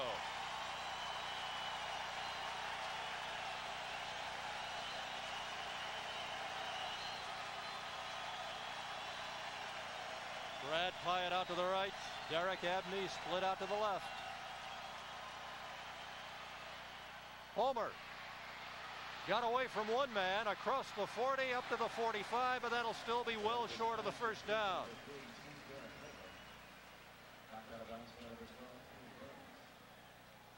Curry Burns again getting over there to drive him out of bounds. Going to be about 3 yards short, and the Cats here will have to punt it away. 4th down. Seth Hansen enters the game. As Derek Homer not quite able to pick up the needed yardage. They say he went out at the 44, so it is 4th down and more than 3. It's 4th down and 5 yards to go. And we got a timeout called by Louisville here with 2 minutes, just over 2 minutes left to go 3rd quarter, and we will keep it right here. Timeout on the field. Louisville leading Kentucky 20-19 with 2:07 left to go in this 3rd quarter. Well, I think what we saw right there was Coach Mummy's history of being able to sit there and go for it at any given time. I think 4th and 5, we're at the 45-yard line. It's not the kind of position you'd like to put your defense in if you don't get it, but he's done it enough. It's so many different times on the field, plus 40, plus 30, minus 20, as we've seen in the past, that I think U of L second thought what was going on, and I haven't seen it lately. I don't know if that was their normal set. Something cued them in to get a timeout because they had all their guys on the field from what I could tell. Well, the Cardinals talk it over here on the near side of the field. They take a timeout. Seth Hansen returns now, and we will see if he does indeed punt it away. He'll be standing back at his own 30-yard line. Arnold Jackson back deep for Louisville to return it, standing back around his own 20.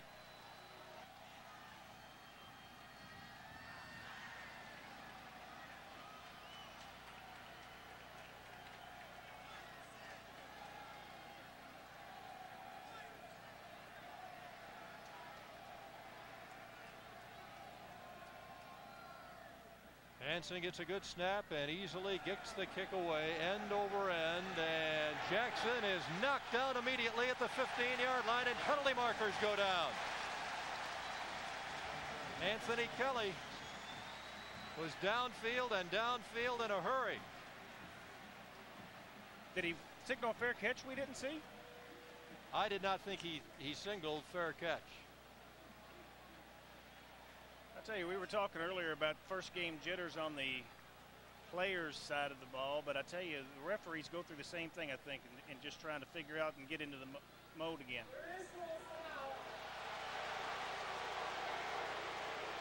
An inadvertent flag, and the crowd here at Papa John's Cardinal Stadium voicing its displeasure with that. We'll take another look at it anyway here. Definitely did not signal for a fair catch. Only thing I can figure is that whoever threw the flag when he saw his arm going up to catch the ball must have thought that's what it was. Well, the Cardinals take over. 1st and 10. They have it at their own 18. Lester, not much there. Seitz very quickly in on the play. Seen some good things from number 99 here tonight, Bill. Nick Seitz. Doing a great job of just plugging those holes in the defensive line. I think we've calling his name several times this evening, and for the most part, they've been doing a really, really good job of just filling those gaps and forcing the, we're going outside or somebody to bounce. They have had a few times where they've gapped it a few on us, but for the most part, I think the defensive line is playing a lot better than expected.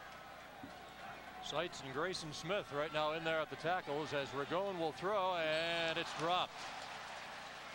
Deion Branch not able to hang on. And that'll bring up 3rd down and long yardage. 3rd and 9 for the Cards.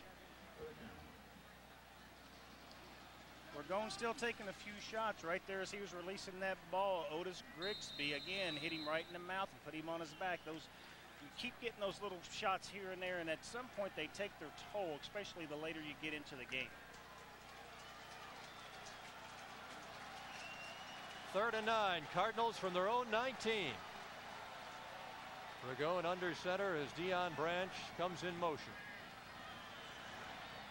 Now they get it to the tight end, but Marlon McCree and Eric Kelly are right there to wrap him up. Ronnie Gent on the receiving end, but nowhere to go after he pulled the football in, and it will bring up 4th down for the Cardinals, and they will have to punt it back. Great defensive stop by Kentucky here. Again, just stepping up and doing what they needed to do. Here you go. Ragone comes back. He's trying to drop it underneath to the tight end dragon, and Marlon McCree sitting right there in perfect position to make the play. Got a chance now for the offense to get great field position and have a chance offensively to stick one in the end zone here real quick. Chris Savori punting, and he gets off a good one. Kendrick Shanklin from the 31. Thought about reversing his field, couldn't do it. The Wildcats will start from their own 31-yard line. 1st down and 10 yards to go with only 24 seconds now left to go in this 3rd quarter. And Louisville leading by a score of 20-19.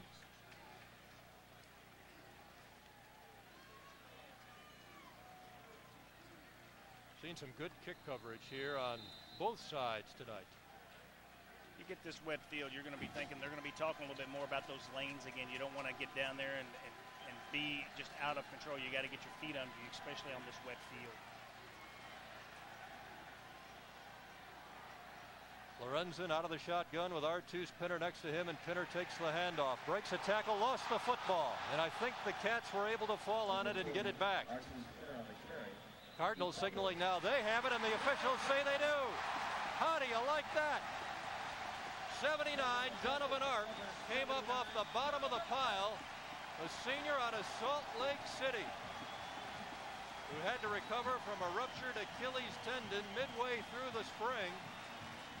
and has come back strong, and he comes up with a big fumble recovery as Artus Pinner lost the handle.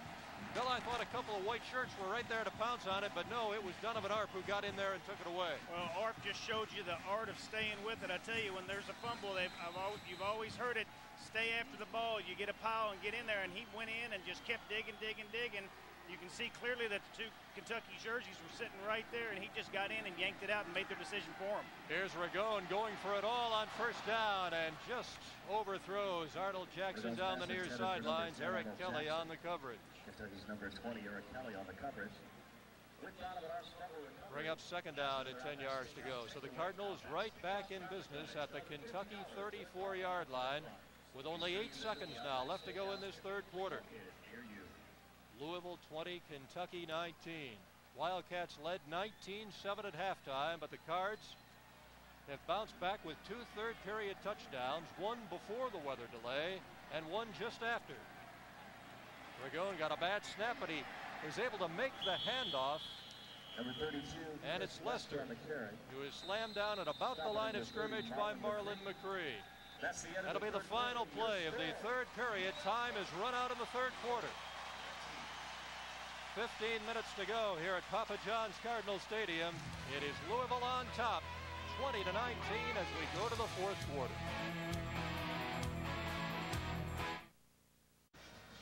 Back in Louisville, we are heading into the fourth quarter with Louisville leading Kentucky 20-19. Many of the fans decided to leave after the weather delay of 1 hour, 15 minutes, but as you can see, many have returned by the thousands, and no doubt they will witness an exciting ending to this in-state rivalry in the opener for the 2000 season. 3rd and 9 for Louisville, going down the far sidelines, incomplete. The crowd calling for a flag, but it's not coming out. Ragone was trying to hit Arnold Jackson. We got a flag down back at the line of scrimmage. Flag is down back at the line of scrimmage, or actually in the Louisville backfield. So let's see what this is. Historically, when it's back there, you're going to see an offensive holding. It looks like they're conferring, though, to make up their minds. At least they're getting to that point if it's questionable. And if it would be a big break for Kentucky right now to get a little better field position. It is a holding call against Louisville.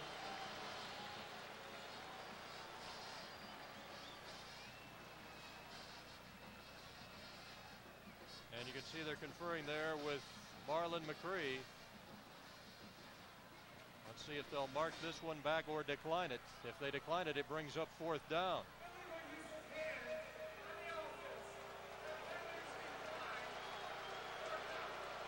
It brings up 4th down and 9 yards to go as the Wildcats decline the penalty. Tough position right there. A lot of times you're at the 34-yard line. You're just a little too far usually range-wise for your kicker, but you got a 4th and 10, and you're in a position where you do want to go for it. It's just a little longer than you'd want to be. They got to get down to about the Kentucky 24.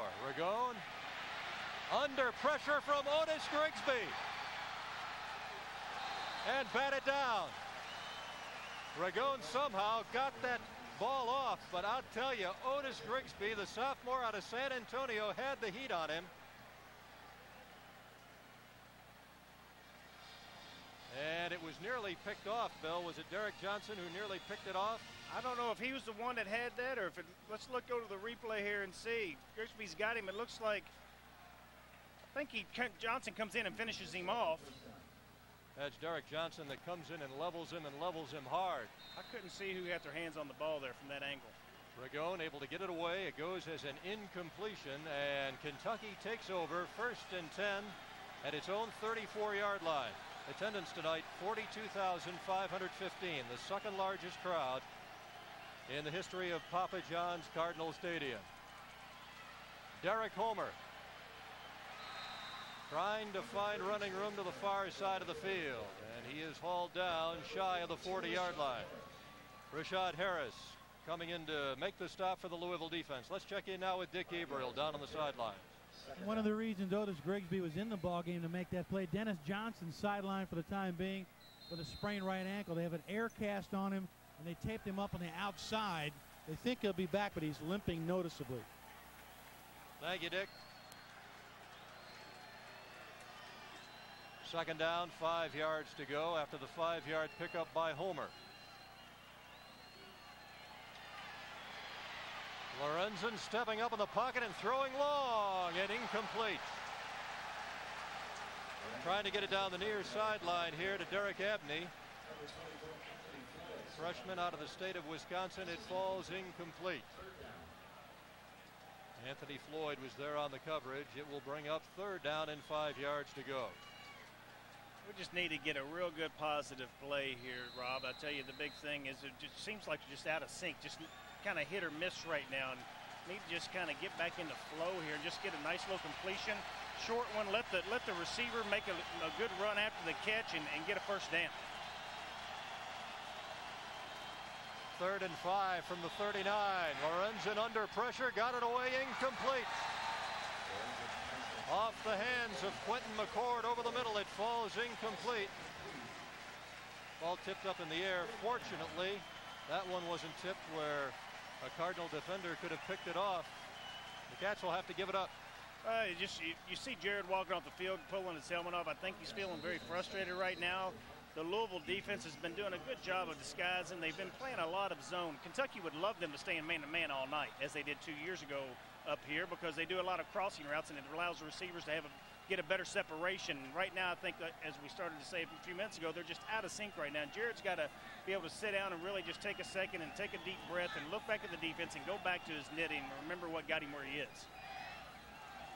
Seth Hansen takes the snap and gets the kick away, end over end. Arnold Jackson hauls it in at the 26, backpedals.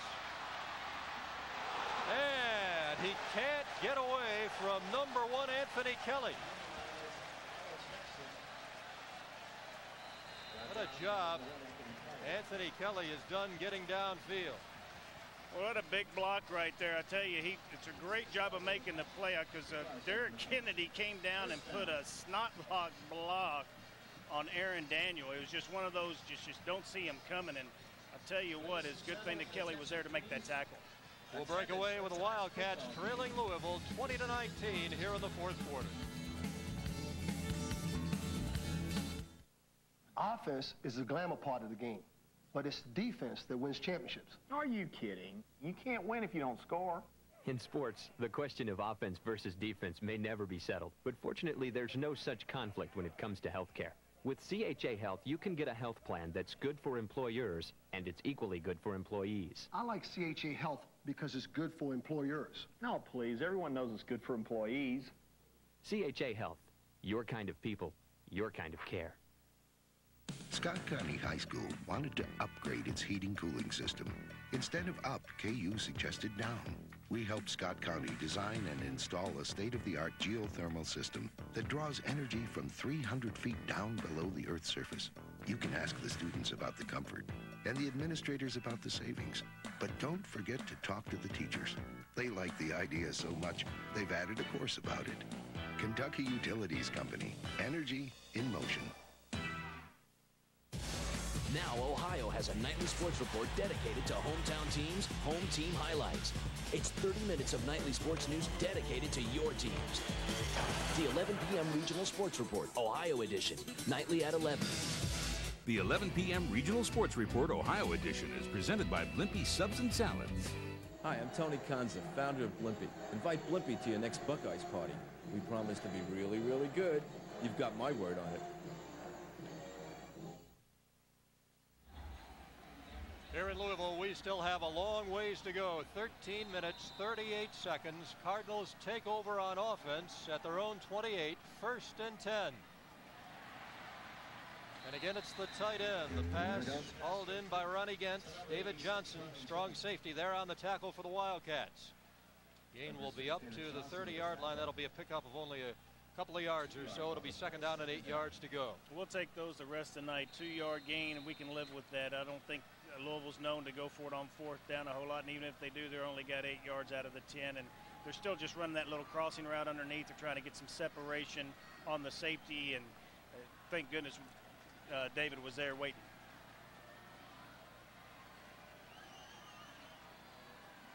Second down and 8, and the ball snapped over Ragone's head. He lost the handle, picked up by the Cats, and run into the end zone. Marlon McCree runs it into the end zone for a touchdown. Oh, what a stunning turn of events here with 12:50 left to go in the game. Lowe's back. A bad snap. And the Kentucky defense turns it into points, and the Wildcats have just like that regained the lead. Marlon McCree on the fumble recovery and running it in for a Kentucky touchdown. From what it looked like up here at first, it looked like Ragone just wasn't quite ready. It looked like he was looking over, still trying to read the defense or make a check. And there, all of a sudden, here came the ball because he got his hand up at the last second, which is what I believe deflected it up in the air. Kentucky moves back in front, 25-20. And in this situation, Bill, the Wildcats will undoubtedly go for two now to extend it, to attempt to extend it to a 7-point lead. You bet. That definitely changes the complexion. We're still looking at regardless, we're looking at a touchdown difference or 2 field goals. It's one big score or 2 field goals. 12:50 left to go. We'll be back in a moment with Kentucky back on top here at Papa John's Cardinal Stadium.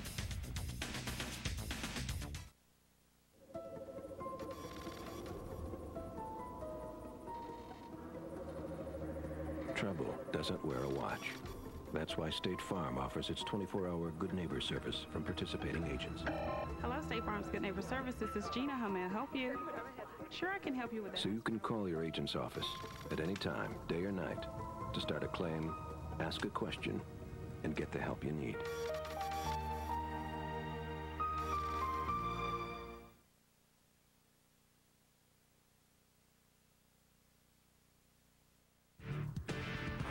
This is Fox Sports Net. Fox Sports Net brings you hometown sports. Get your message across with the power of Fox Sports Net.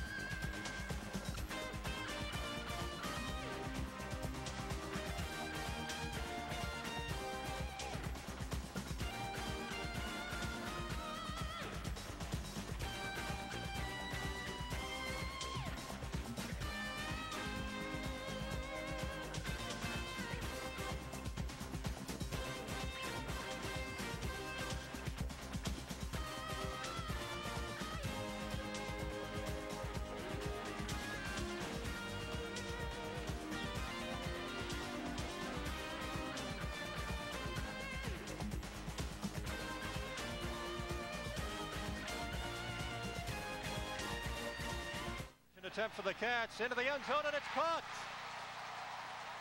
Again, it is Lorenzen to his favorite high school targets as he hooks up again with Derek Smith, and the Wildcats have tacked on 2 more to go up 27-20. He's back to his knitting. We were talking about it during the break. We look for Derek Smith. He's, you know, we were talking about maybe right around over the center, but it doesn't make any difference where you get it. You got Old Trusty there. And it's time now for our Kentucky Farm Bureau Insurance defensive play of the game. And Bill, we saw it just a moment ago as the Cardinals have a snap go awry, and it's Marlon McCree who comes up with a football and runs it into the end zone. Almost lost his footing as Tony Stallings almost knocked him down there, but McCree able to stay on his feet, pick up the ball, and run it in. That's our Kentucky Farm Bureau Insurance defensive play of the game.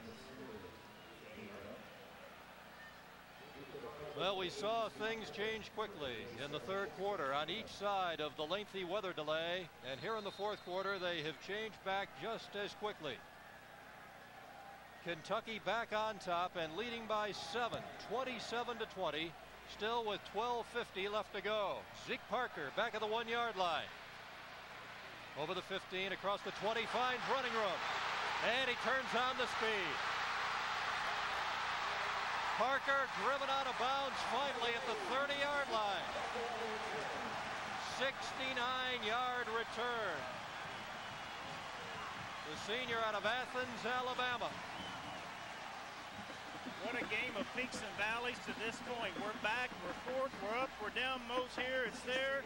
Here you're going to see the does a great job of kicking it right in the corner. We've got 7 or 8 guys right there. How in the world Zeke Parker got through there, I don't know. Well, it's Brandon Sanders, the kicker, number 90, who finally is able to get a hand on him and push him out of bounds, but not before he got down to the Kentucky 30. Ragone over the middle. Arnold Jackson gets a block down to the 20 and hauled down to the 19 by Eric Kelly. Senior corner Eric Kelly on the stop, but that will be more than enough for another Louisville first down. Gain of 11 yards, 1st and 10 Cardinals. Here you just look and see what Arnold Jackson, he comes over and just does a little curl route, gets the ball, and there's the rack yardage, your run after the catch. I'll tell you, it's a big stat that you always look for, is getting the ball in the athlete's hands and what can they do after they get it. Ragone throwing right now for 142 yards. 1st and 10 from the 19 and going to the end zone. Touchdown! Deion Branch.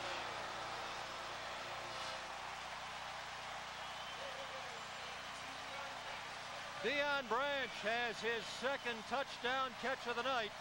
The other came back in the 1st quarter, a 33-yard catch from Ragone. This one from 19 yards out, and Louisville pulls to within 1. Ran the same route underneath, and then Branch just took it on top through the little fade route, and he got good separation, showed you the good hands he had right there bringing it in. Wade Talashka on to attempt the conversion, and that to tie the game, and it does. It did not take the Cardinals long to bounce back and tie it up. 12:05 left to go. Here at Papa John's Cardinal Stadium, it's all evening. Kentucky 27, Louisville 27.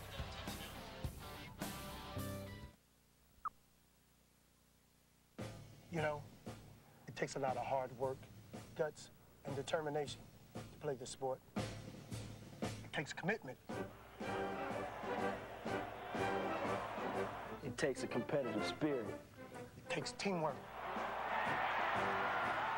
It takes leadership.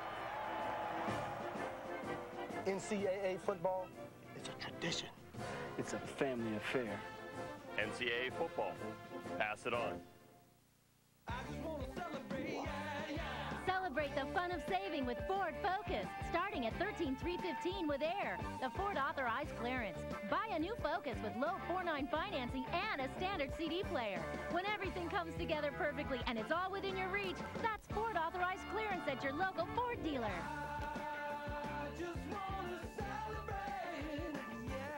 Get into a Ford Focus now, starting at $13,315 and with low 4.9 financing. Hey, Reds fans, you wanted more? We're going to give you more. 1-0. Here it goes. How about this? Real Reds is coming at you with more coverage than ever. More breakdowns, more stats, the key matchups, everything you need to keep you running with your Reds. You ask the questions, we get you the answers. When you want to know who's red hot, there's only one place to turn. Real Reds. Now, before every Reds home game, only on Fox Sports Net, sponsored by AE Door Sales. You look at the Kentucky sidelines across the way. Head coach Hal Mumme. And this one shows every indication, Bill Ransdell, that it will go right down to the wire. Tied 27-27 with a little more than 12 minutes left. I'll tell you what, coming out of the rain delay, you sure couldn't tell that we had the rain if you didn't know it, because I tell you, it's been a track meet ever since, and I think we're still in for a lot with the 12 minutes left. It'll be interesting to see if we can get the ball here and come back and really establish something again. Here's the kick, end over end. Martez Johnson. Nothing but red shirts. Still going. Finally down at the 13-yard line. Johnson trying to find running room to the far side of the field, and the Cardinals were all over him, led by Brian Gaines, a junior out of Daytona Beach, Florida. Well, as Jared Lorenzen comes back onto the field now, Bill, it is interesting to note what he had what he had amassed at halftime, and what he has done really since the delay. Only got his 6 completions since the delay, And he's been out of sync, as we've been talking about. We got to get the ball in his hands underneath and let the guys go and let the big one come to him. Well, the Cats have to start from their own 13. Lorenzen looking to the far side. And it's taken into the 30-yard line. Complete to Dougie Allen, and that's enough for the first down. So Dougie Allen, who caught the first touchdown pass here tonight, 35-yarder, hauls it in. Curry Burns on the stop for Louisville. And the Wildcats get out of a hole. That's a big play right there. Huge play. It loosens things up a little bit as far as your play calling. Gives you just a little bit more to choose from right here. Gain is up to the 37-yard line. Gain of 24 on the pass from Lorenzen to Dougie Allen. 1st and 10 for the Cats.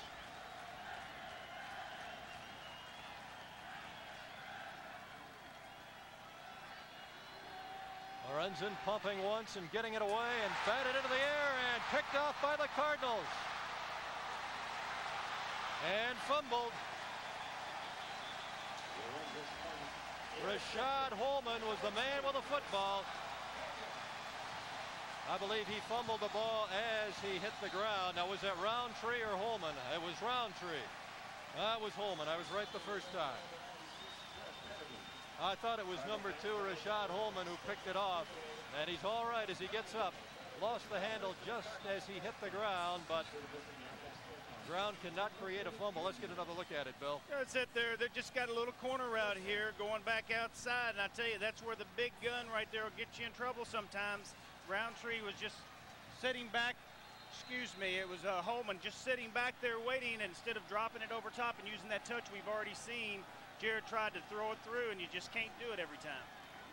Here's Ragon now going right back to work. And under a rush, he loses the handle. Hit by Matt Leo. Matt Leo made the contact. Now let's see who's got the football. Nick Seitz is in there, and I think the Cardinals were able to fall on it. As Joe O'Shaughnessy, the right side offensive guard, gets up off the bottom of the pile, the senior from Columbus, Ohio. That would have been a big play had the Wildcats been able to recover right there. But again, we're going to see good pressure here by Matt Leo. Nice job of Leo there, getting his hand on the ball and shaking it out of there. Sure, at that one point, I thought, like you, I thought Seitz had it. I don't know how they didn't get out of there with it. At the Wildcat 49, 2nd and 13. Stallings breaks free up the middle. Breaks a tackle inside the 30 and down to the 29-yard line. Willie Gary finally brought him down. I'll tell you, John L. Smith has got to like the things that he has seen out of his new running back, Tony Stallings, here tonight. Well, they're just running what they call a little counter gap. They're pulling the backside guard and tackle. They're blocking down on the inside. They kick the outside back. Stallings hits the hole, and the rest he just shows a little shake and bake and a little lateral movement with his footwork. Great running by Stallings. Gain is down to the Wildcat 28, where it's 1st and 10 for the Cardinals. Well, after the interception just a moment ago by Rashad Holman, Louisville now knocking on the door and threatening again to retake the lead. Not much running room this time for Tony Stallings. Chris Gayton in there with the initial contact, the junior out of Montreal. Gayton, a former defensive back and making the transition to linebacker. Tony Stallings, interesting enough, a former linebacker, making the conversion to running back, and he appears to be a good one.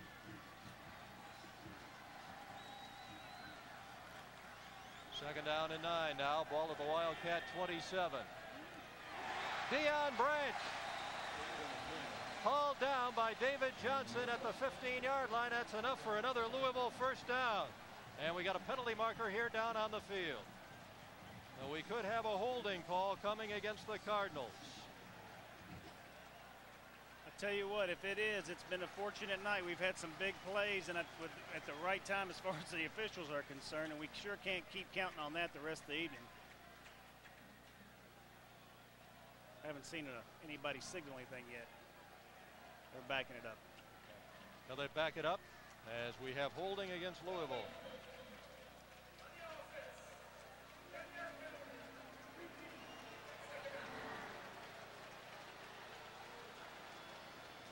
On the completion, Bill, the Cardinals had the first down, but this holding call brings it back. Well, if it's anything like the play before with the fumble, it was holding. I've seen a lot of blight jerseys getting yanked down. I'm just waiting on them to throw the flag. 10th penalty against Louisville tonight. And the Cardinals have now piled up more penalty yardage. Here's Ragone carrying and losing the handle at the 30-yard line. And the Wildcats say they've got it. I think it may be Chris Gayton on the bottom of the pile. Yes, it is. Number 33 comes up with a fumble recovery. As Ragone had taken the snap and had broken up the middle, he comes off the field sidelines, frustrated here. Here we go again with the little quarterback jaw. Goes under center that time, and looks like we got a break from the official. Ragone starts trying to use him as a pick, and it works out a lot of times for the tight ends, but it looked like the official got in the way and caught the ball, and out it came, and we were fortunate enough to be there. Well, John L. Smith saw his team with the turnover just a moment ago, and now the Wildcats come up with one as Chris Gayton recovers the fumble at the 30-yard line. Wildcats take over there, 1st and 10 with 9 minutes exactly to go in the game. Artus Pinner sweeping to the right side and driven out of the bounds short of the 35-yard line. Looked like it was Matt Sexton over there, the defensive end, and Anthony Floyd, the safety man, over to drive him out of bounds for Louisville. Gain of 3 to be 2nd down, 7 yards to go. Lorenzen calling out the play. Pinner now sets here to his left.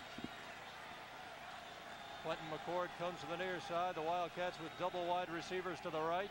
Lorenzen throwing for McCord. He's got him, and he's gone for the touchdown. And Kentucky goes back in front.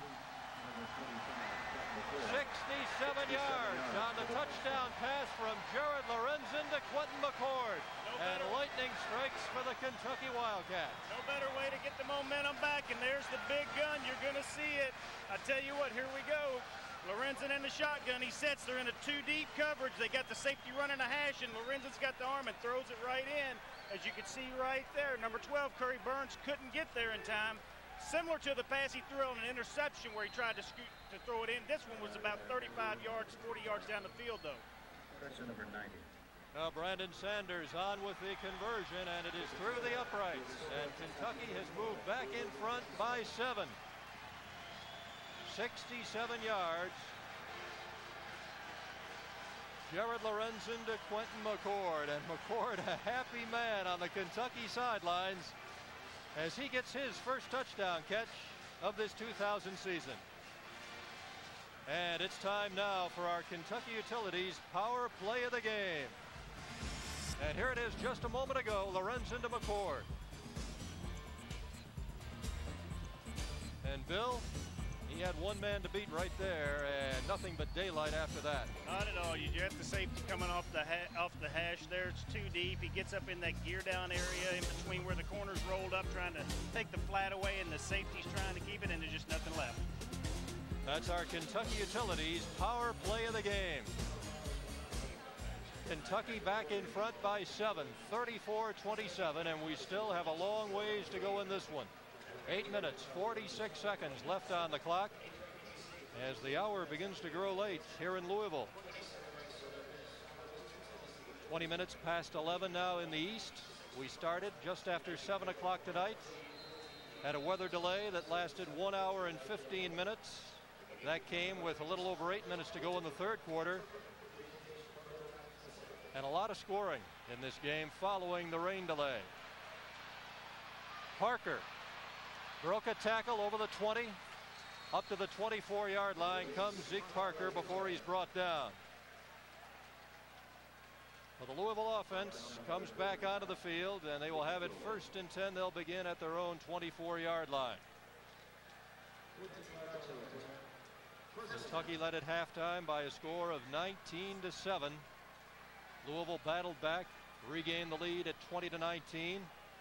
When the Wildcats went on top 27-20, Louisville fought back to tie it 27-27, but And that strike of 67 yards just a moment ago from Lorenzen to McCord, and Kentucky is back in front by 7 points. Ragone under center. Lester up the middle. And he finds some running room up to the 27-yard line. A gain of about 3.5, 4 yards. Marlon McCree making the stop for the Wildcat defense. I tell you, when you start looking at these stats, Ragone at the half was 8 for 9. Lorenzen was 18 or 12 for 15, and now Ragone is sitting 16 for 23. It shows you how conservative everything started out, just trying to dink and dunk a few passes to get these quarterbacks in the game. And now we're seeing that the percentages are dropping a little bit, but the big plays are coming that these offenses are designed to give you. Second down and 7. They spotted at the Louisville 26. Ragone over the middle. Parker pulls it in. Willie Gary is right there on his back to haul him down. They'll mark his forward progress up close to the 30-yard line, but that is still well short of a first down. Third down coming up, and a long 3 yards to go for the Cardinals.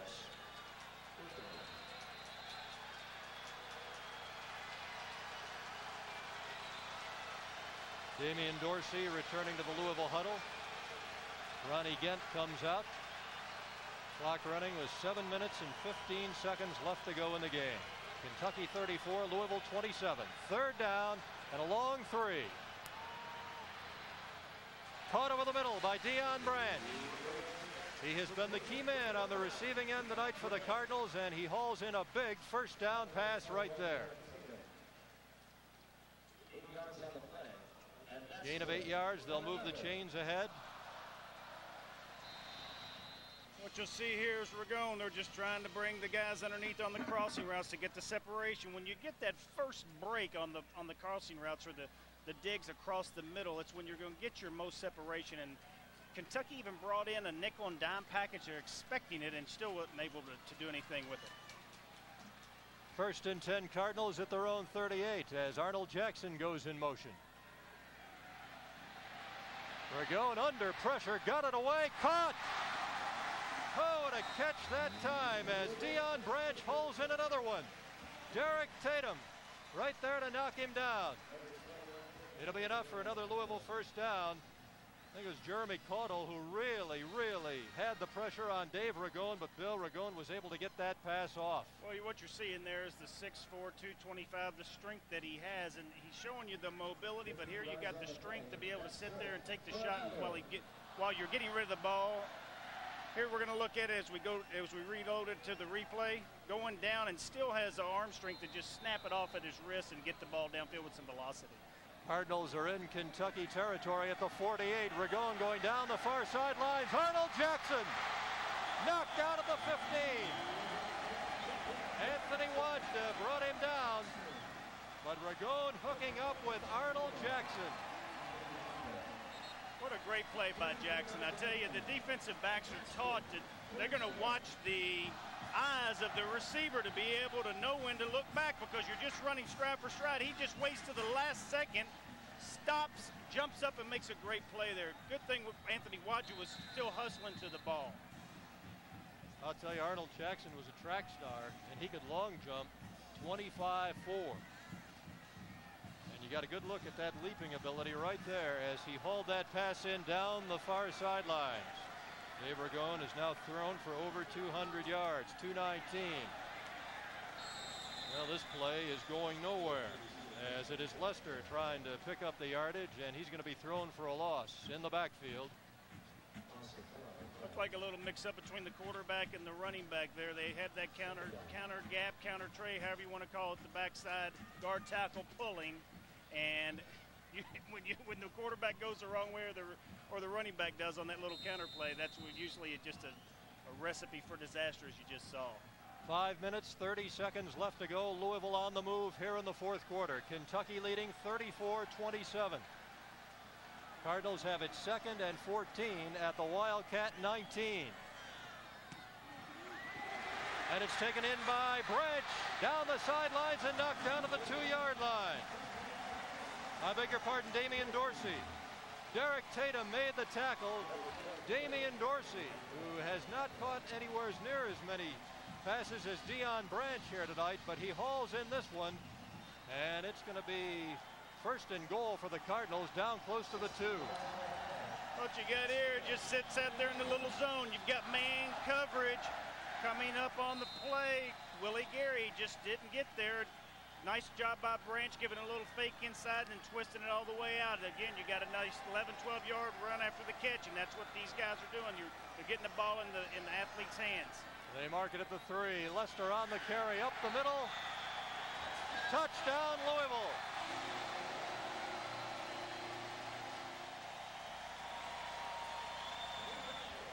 Chris Lester, the junior college transfer out of Miami, gets his first touchdown in a Cardinal uniform, and it is a big one with 5:09 left to go in the game, and it pulls the Cards to within 1.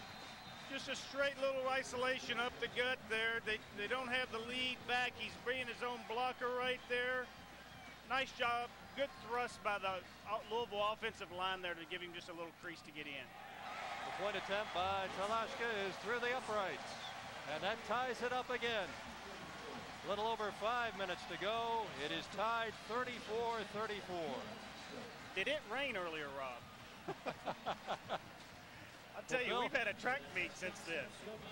Ever since the weather delay, the two offenses have come out on the field and have just absolutely cranked it up. Of course, we've had some big turnovers.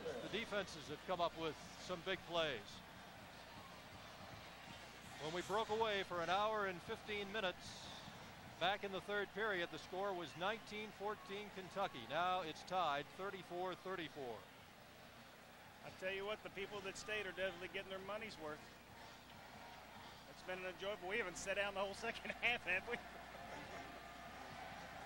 Been a third and fourth quarter after the weather delay that has brought you to your feet. And the fans who decided to stick around and watch the conclusion of this one have not been disappointed. It is going right down to the wire, and we have still got a little better than 5 minutes to go. I don't know, but as much as we're running up and down the field right now, those guys' feet are acting like great squeegees for the drain off of the daggum water right now.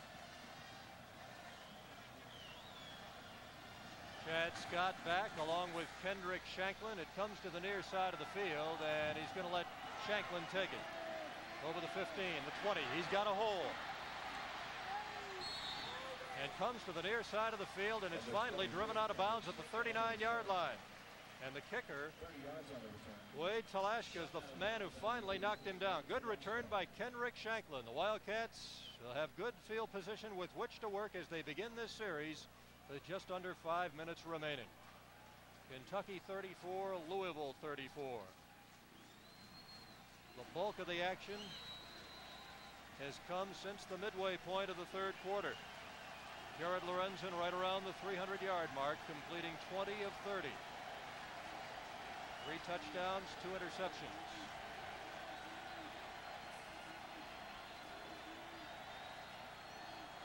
Jimmy Robinson in motion. Lorenzen over the middle. Derek Smith bounces off one tackler, still going.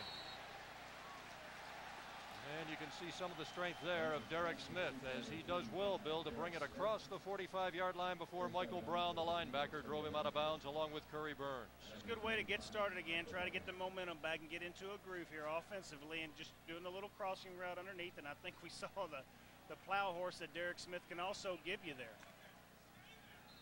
Look, going to the reloading it to the replay. There he comes. Bounces off one, bounces off two. Here we go. Let me just grab on and I'll bring you all the way home, boys. Second down, short yardage. This is second down and 3 as they've spotted it at the Cats 46. Artus Pinner broke a tackle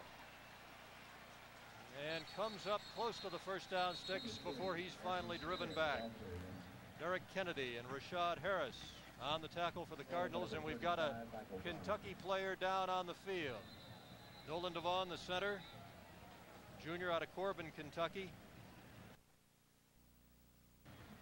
And Nolan Devon, Bill, appears to be in some pain. He definitely is. It's he's moving around. It doesn't look good. He's not moving that left knee or left leg, and that is not the kind of reaction you want to see. I'm anxious to see where they start. But that leg is just laying there, and it looks like he's already got a brace on that knee from what I can see. Trainer Jim Madaleno right there with him. The center Nolan Devon going down here, 6'5", 323 pounds, out of Corman. Ladies and gentlemen, your attention, please. And that left leg has not moved since he hit the turf. I think maybe we might have a replay here, Bill, and we can get an idea of what happened. Right into your, came into him right there. Right by Pinner on the left of the screen. It looked like it just hyperextended him pretty good. Now whether it was enough to do any damage or just a good hyperextension, well, they hurt. Not what you want, but hopefully if it is hyperextension, it's something that's just not as critical as it could have been. Well, anytime you get your center going down, I tell you, your quarterback on the line, if you will, you've got to think about the shotgun snaps, everything around it revolves around that center, key position right here. Let's go down on the field now and check in with Dick Gabriel. Dick? We'll check on Nolan in just a moment, but first we can tell you that Dennis Johnson has the shoe off and the cast off of that right ankle. They came to him a few minutes ago and said, "Can you go?" He tried to run on it and said, "No, he's done for the night." Third down. Aaron Daniel, number 58, will snap the ball for the Wildcats. Senior out of Valparaiso, Florida. Well, Aaron Daniel goes over the ball at center as Lorenzen works out of the shotgun. This is 3rd down and 1, and they give it to Pinner, and he's got the first down and cracks it down inside the Louisville 45-yard line to the 44 before Anthony Floyd knocks him down. 1st and 10, Kentucky. Woo, I can breathe a little better there. A 3rd and less than a yard. I tell you, though, you bring in it, nothing against the new guy, but I tell you what, the thing you want to do is that you get that shotgun snap perfect. Artus gets the ball, gets a chance to get going. Great job of leg drive right there and getting the first down yardage, plus an extra 5 or 6. From the Louisville 44, 1st and 10 with 4:01 left to go in the game. We're tied 34-34 here at Papa John's Cardinal Stadium, and Lorenzen now shouting out an audible. He's going to give it to Pinner. And this time the Cardinals come up and fill the hole quickly, as you saw the safety man, Anthony Floyd, number 24, come right up there to meet him. Right, good job there of Jared getting back in the game. He checked it off again. Louisville is sliding around. They're sitting back in a zone defense that time. They left what we call the bubble to the left side of the line. Jared checked it off. They ran right at it. The line did a great job of turning their blocks in and out. Artus, all he's got to do is run up in there and just keep chugging, baby. Gain is down to Louisville's 39. 2nd down, 4 yards to go.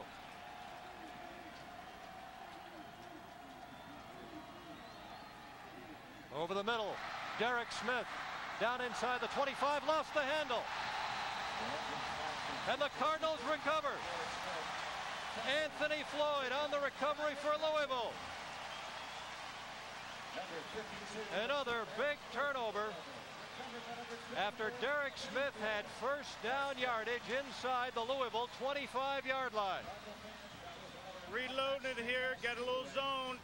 Derek just comes right in the middle, does a little curl. Good job getting back upfield, getting extra yards after the makes the catch, and the next thing you know, Curry Burns is there again, putting his hat on the ball. Well, the Cardinals come up with a big fumble recovery at their own 21-yard line. 3 minutes, 4 seconds left to go in regulation play, and we're tied. Kentucky 34, Louisville 34. So now let's see what the Cardinals offense can do. Turnovers have certainly played a big factor. Here's Tony Stallings. Broke Anthony Wajda's tackle and finally knocked down by David Johnson at the 33. That'll be enough for a Louisville first down. Tony Stallings just keeps breaking one tackle after another. He just keeps on driving those legs. I tell you, it's a great credit to him and the line right now, but the bigger concern is Kentucky sitting here and the tackles that he's breaking. They've got to wrap up the first time that they get to the running back here. 1st and 10 Cardinals from their own 34. Matt Leo with a pressure on Dave Ragone, and down he goes back at the 26-yard line. Now we've seen Matt Leo and Nick Seitz make some good plays tonight. That time Leo was in there first, and then Seitz came in to help out. Good job here of Matt keeping contained. You can see he stays outside as he's supposed to do as a defensive end, outside linebacker, and then he just hangs on for dear life. I wonder if the dampness from the field and the rain is on the jerseys, if that's what we're having such a hard time bringing them down. If that's the case, we need to get back to form tackling and wrapping up. Loss of 8. Back to the 26-yard line. It is 2nd down and 18. Stallings trying to break it outside. Cuts back in. And finally knocked down at the 33-yard line by the freshman Dwayne Robertson, the freshman out of Memphis. And let's see now if Tony Stallings gets up.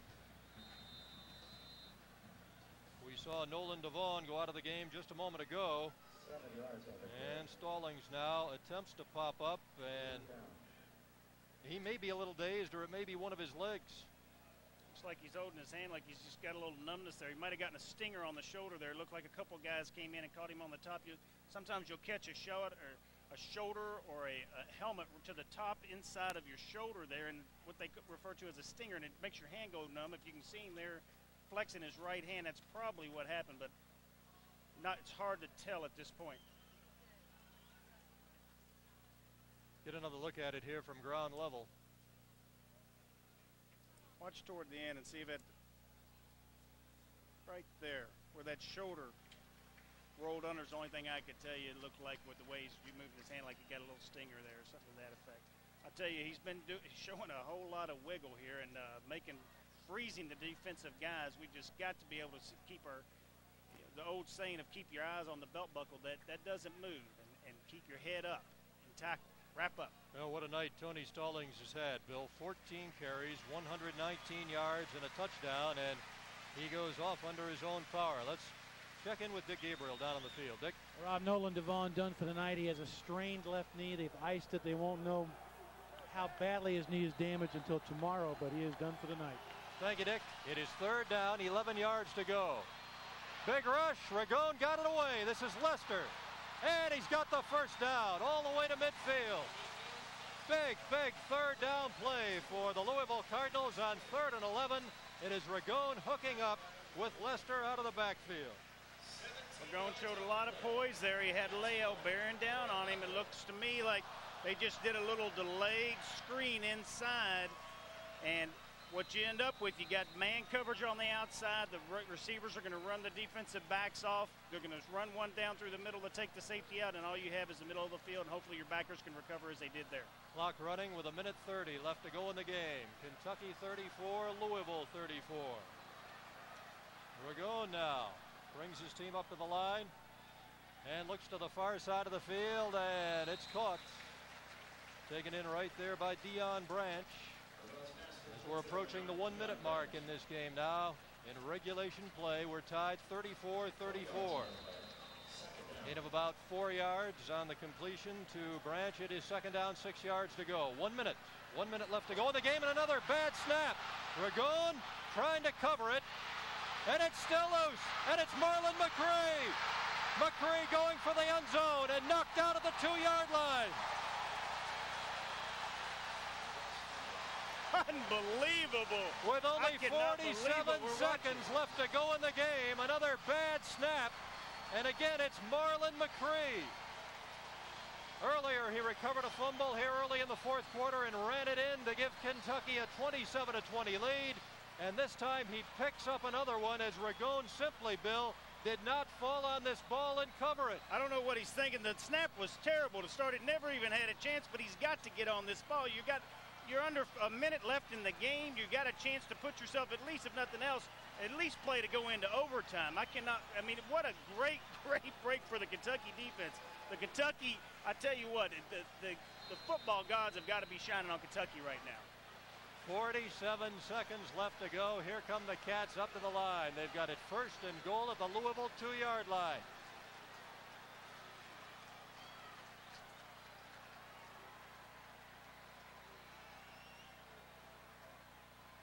Pinner. No running room at all. Rashad Harris coming up, and Curry Burns, who has been in on so many plays tonight, up to make the tackle. It'll be little, if any, gain on the play. Well, it'll be interesting to see what we got here. Louisville calling the timeout. I'm not so sure that Coach Mumme wasn't ready just to let the clock and maybe run one more play. And if he got the touchdown, great. If not, kick the field goal on third down. You get a bad snap on third down. You get to reload it again and kick it on fourth down. They still have 2 timeouts left, which is big as far as if you get a bad snap like that. But I wouldn't be surprised right now, Rob, to look and see if he doesn't come out and spread the field and leave it in the big guy's hands. I mean, he took it in earlier in the first half. Why do you if you got the receiver sitting wide open, give it to him. If not, do something with it. You got 3 yards. You're 275 pounds. Go get it, big guy. Well, we'll see what Hal Mumme and company can come up with here as this game has gone down to the closing seconds. 38 seconds left to go, tied 34-34. And the Wildcats, following a fumble recovery by Marlon McCree, are in business deep in Louisville territory. Second down and goal just inside the 3. And Lorenzen now the lone man in the Kentucky backfield. And just as you said, Bill, he tries to run it in. Didn't look like they quite got it spread enough to get him anything. It looked like Louisville was just sitting there kind of waiting. It makes sense. I mean, you got it in his hands. Why do anything? If they're wide open, take it. If not, let him go get it. He just never had a chance to really get going. Timeout called by Louisville. That is the Cardinals' final timeout. The Wildcats still have 2 timeouts left. And again, Mumme huddles over on the sidelines with his offensive unit. I don't see the kicker in that huddle at this point. No. 31 seconds on the clock. Turnovers have been such a critical factor here in the second half of this football game. It has been a wild ending. The linemen remain on the middle of the field. The backs, the ends, the wide receivers, the skill players huddling around Hal Mumme. What a great place for him to be right now. If you look in unsung heroes of the evening, I tell you, coming back here in the second half and getting the running game going a little bit and giving Jared, I think, for the most part, great time all night. Well, that they have, Bill. You're absolutely right. And the question now here in this final 31 seconds, can Kentucky score? Or will we possibly have an overtime on what has turned out to be the longest football game that I can ever remember? Included an hour and 15-minute weather delay. We started a little after 7 o'clock. We're now just 15 minutes away from midnight here in Louisville. Third down. About 1.5 yards to go for a Kentucky touchdown. And Lorenzen right up the middle, and he will not get in the end zone. Well, Bill, you have the right idea. Well, they spread it out a little bit more, but you don't want to take a chance right here on doing something silly. In Louisville's defense there, they did a nice job of bringing the backer up on the left side, which had a little bit more room to work with, but they blitzed him, which takes that away, and Jared just hasn't had a chance really right here to really get a good crease going. I think they're just going to let the clock go down here until all the timeout, and this is going to do it for us. They run it down to 3 seconds. 3 seconds left in the game. Timeout on the field. And can the Kentucky Wildcats win this game with a last-second field goal? Brandon Sanders, the senior out of Woodford County High School in Versailles, will get the opportunity to be the hero here tonight. 6'1", 169 pounds. Had a battle with Clint Ruth in the preseason. And Bill, his first field goal attempt in a Wildcat uniform could turn out to be a big one. Well, it's a big one. If you watch him right there, he's definitely thinking about it, and hopefully it's not too much. I would rather him tell us he's thinking about what he's going to watch or school class or something. Just get out there and do what you've been doing. They teach kickers that it's like a pendulum motion. You just get out there and you do the same thing. Just set, keep your head down, kick, and follow through. Hopefully we can sit there and at this point you're going to see everything you would ever want to see that you wouldn't want to see, I should say, from the defensive team trying to block this. You may have some guys up in there trying to yell out a cadence to draw Kentucky to move them to pull us off sides. The key right here is just stick in there, practice what you've been doing, and just keep your head down and follow through. All right, they'll spot it down at the 13-yard line, a 23-yard field goal attempt. And it is blocked. It is blocked. And time runs out. The Louisville Cardinals have life. The field goal attempt by Brandon Sanders to win the game is blocked. And Bill, I did not see who got a handle on it, but we are going to overtime here at Papa John's Cardinal Stadium. What a way to start the season. I tell you, the thing, the ball didn't look like ever got any height. It looked like he caught it on the, probably about midway up the ball, because it just never got any height. Let's rewind it here and see what it looks like. It's hard to tell right here. It doesn't look like they're any higher, but you can see the ball never looks like it really even hardly gets any height at all. It looked like Curry Burns, if anything, got in there, but I don't think he did anything spectacular. Curry Burns has made a number of big plays here this evening for the Louisville defense, and he comes up with the biggest one right there, keeping John L. Smith's team alive. As time runs out, the field goal attempt by Brandon Sanders is blocked by Burns, and we are going to overtime. Let's restart it. Well, we remember that memorable overtime a few years ago against the Alabama Crimson Tide. Let's hope for the same results on away field here. We've had so many peaks and valleys I want to go back to. I mean, the turnovers, the big plays, especially since the rain delay at 8 minutes in the second half. And I'll tell you, the emotions are just unbelievable right now, and the guys have got to start feeling some fatigue. Well, Jared Lorenzen in regulation play, 22 of 32 for 322 yards, 3 touchdowns, 2 interceptions. Dave Ragone, 23 of 30, 256 yards, 3 touchdowns.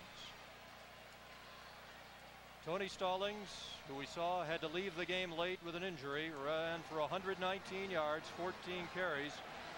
And how about Lester? He had 71 yards on the ground. Lorenzen and Artus Pinner both with 38 yards rushing for Kentucky. We're going to break away here for a moment, and when we come back, we'll have overtime. Kentucky 34, Louisville 34 at the end of regulation.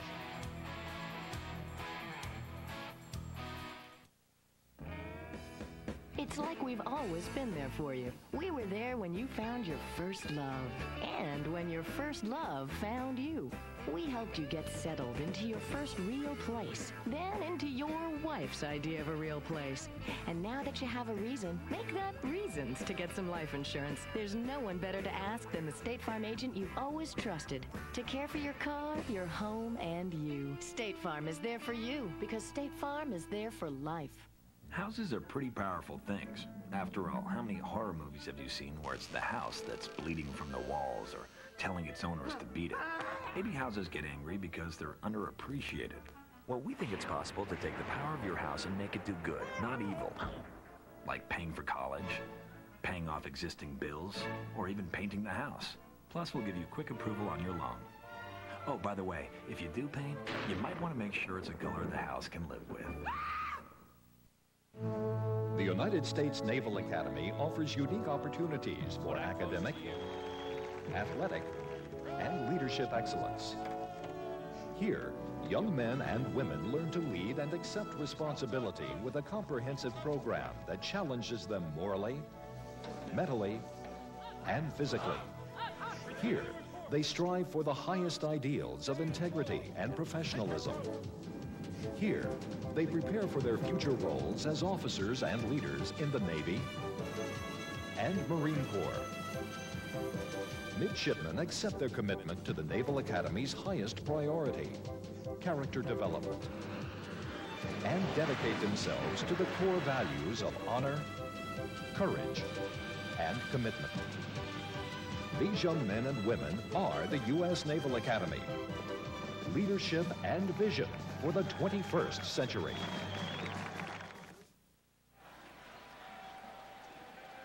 Here in Louisville, we are going into overtime, and we have just had the toss of the coin. Louisville won the toss, elected to go on defense first. So the Wildcats will get first crack from their own 25-yard line. And then the Louisville Cardinals will get their try.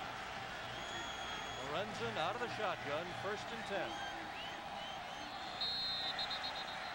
And a penalty marker goes down at the line of scrimmage. Looked like Michael Josiah jumped off sides there. Nice job of Jerry with his voice inflection from the way it looked to me up here. Josiah, the sophomore, out of Wilsonville, Alabama. And the overtime starts with a 5-yard penalty, and they get 1st and 5 at the 20. What a good job, in my opinion, of Coach Smith right now playing the mental game. The defense just ended it. They've got the momentum. They decided to put them back on the field right now. Hopefully Kentucky can sit here and get a little, they got the penalty and can make something happen out of it. Lorenzen over the middle, incomplete. Trying to get it to Derek Smith, and it was almost there, but not quite. Woo, that was close. He came back and gave a nice little pump fake to the back, to the left side, his strong side as far as his throwing side, and came back. As you'll watch here, there's the pump fake. Here he comes back, and he's splitting the safety right there. Drove it in, just not quite where it needed to be. Just maybe a yard outside of Derek Smith's reach. 2nd down and 5 from the 20. The Wildcats with the ball first here as we begin the overtime here at Papa John's Cardinal Stadium. Louisville 34, Kentucky 34. Lorenzen intercepted. Picked off by Anthony Floyd. So the Kentucky offensive opportunity ends with an interception, and Bill, now the Louisville Cardinals will get the ball. Well, they've got momentum right now. It's a big job right there, again, as we touched on, with Smith giving it to the defense, and they stepped up. It's what he likes to sit there and think is one of his stronger suits. Now it's up to Kentucky's defense to step on back up now and show what they've been able to do with the big plays and the big turnovers they've also had. Well, here it is again, as you saw Matt Brown, the injured Kentucky offensive lineman. Looked like Jared, he just got a little too much pressure, was falling backwards off his left foot, still tried to throw the ball in there. You've got to remember that they're playing a lot of zone. Kentucky was really wanting to see Louisville play a lot of man coverage, and they stepped back and played a little zone coverage there. There your defensive back came underneath. When you're falling backwards, it's really hard to get the zip on no matter how strong your arm is, Rob. Jared Lorenzen now with the helmet off on the Kentucky sidelines. And all he can do is wait now as Louisville will get its offensive opportunity. Matt Brown still being helped off the field.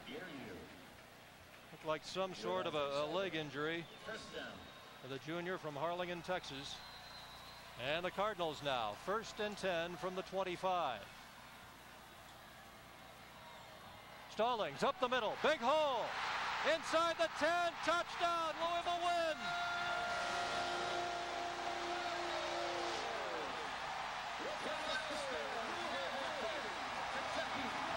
What a dramatic ending here at Papa John's Cardinal Stadium.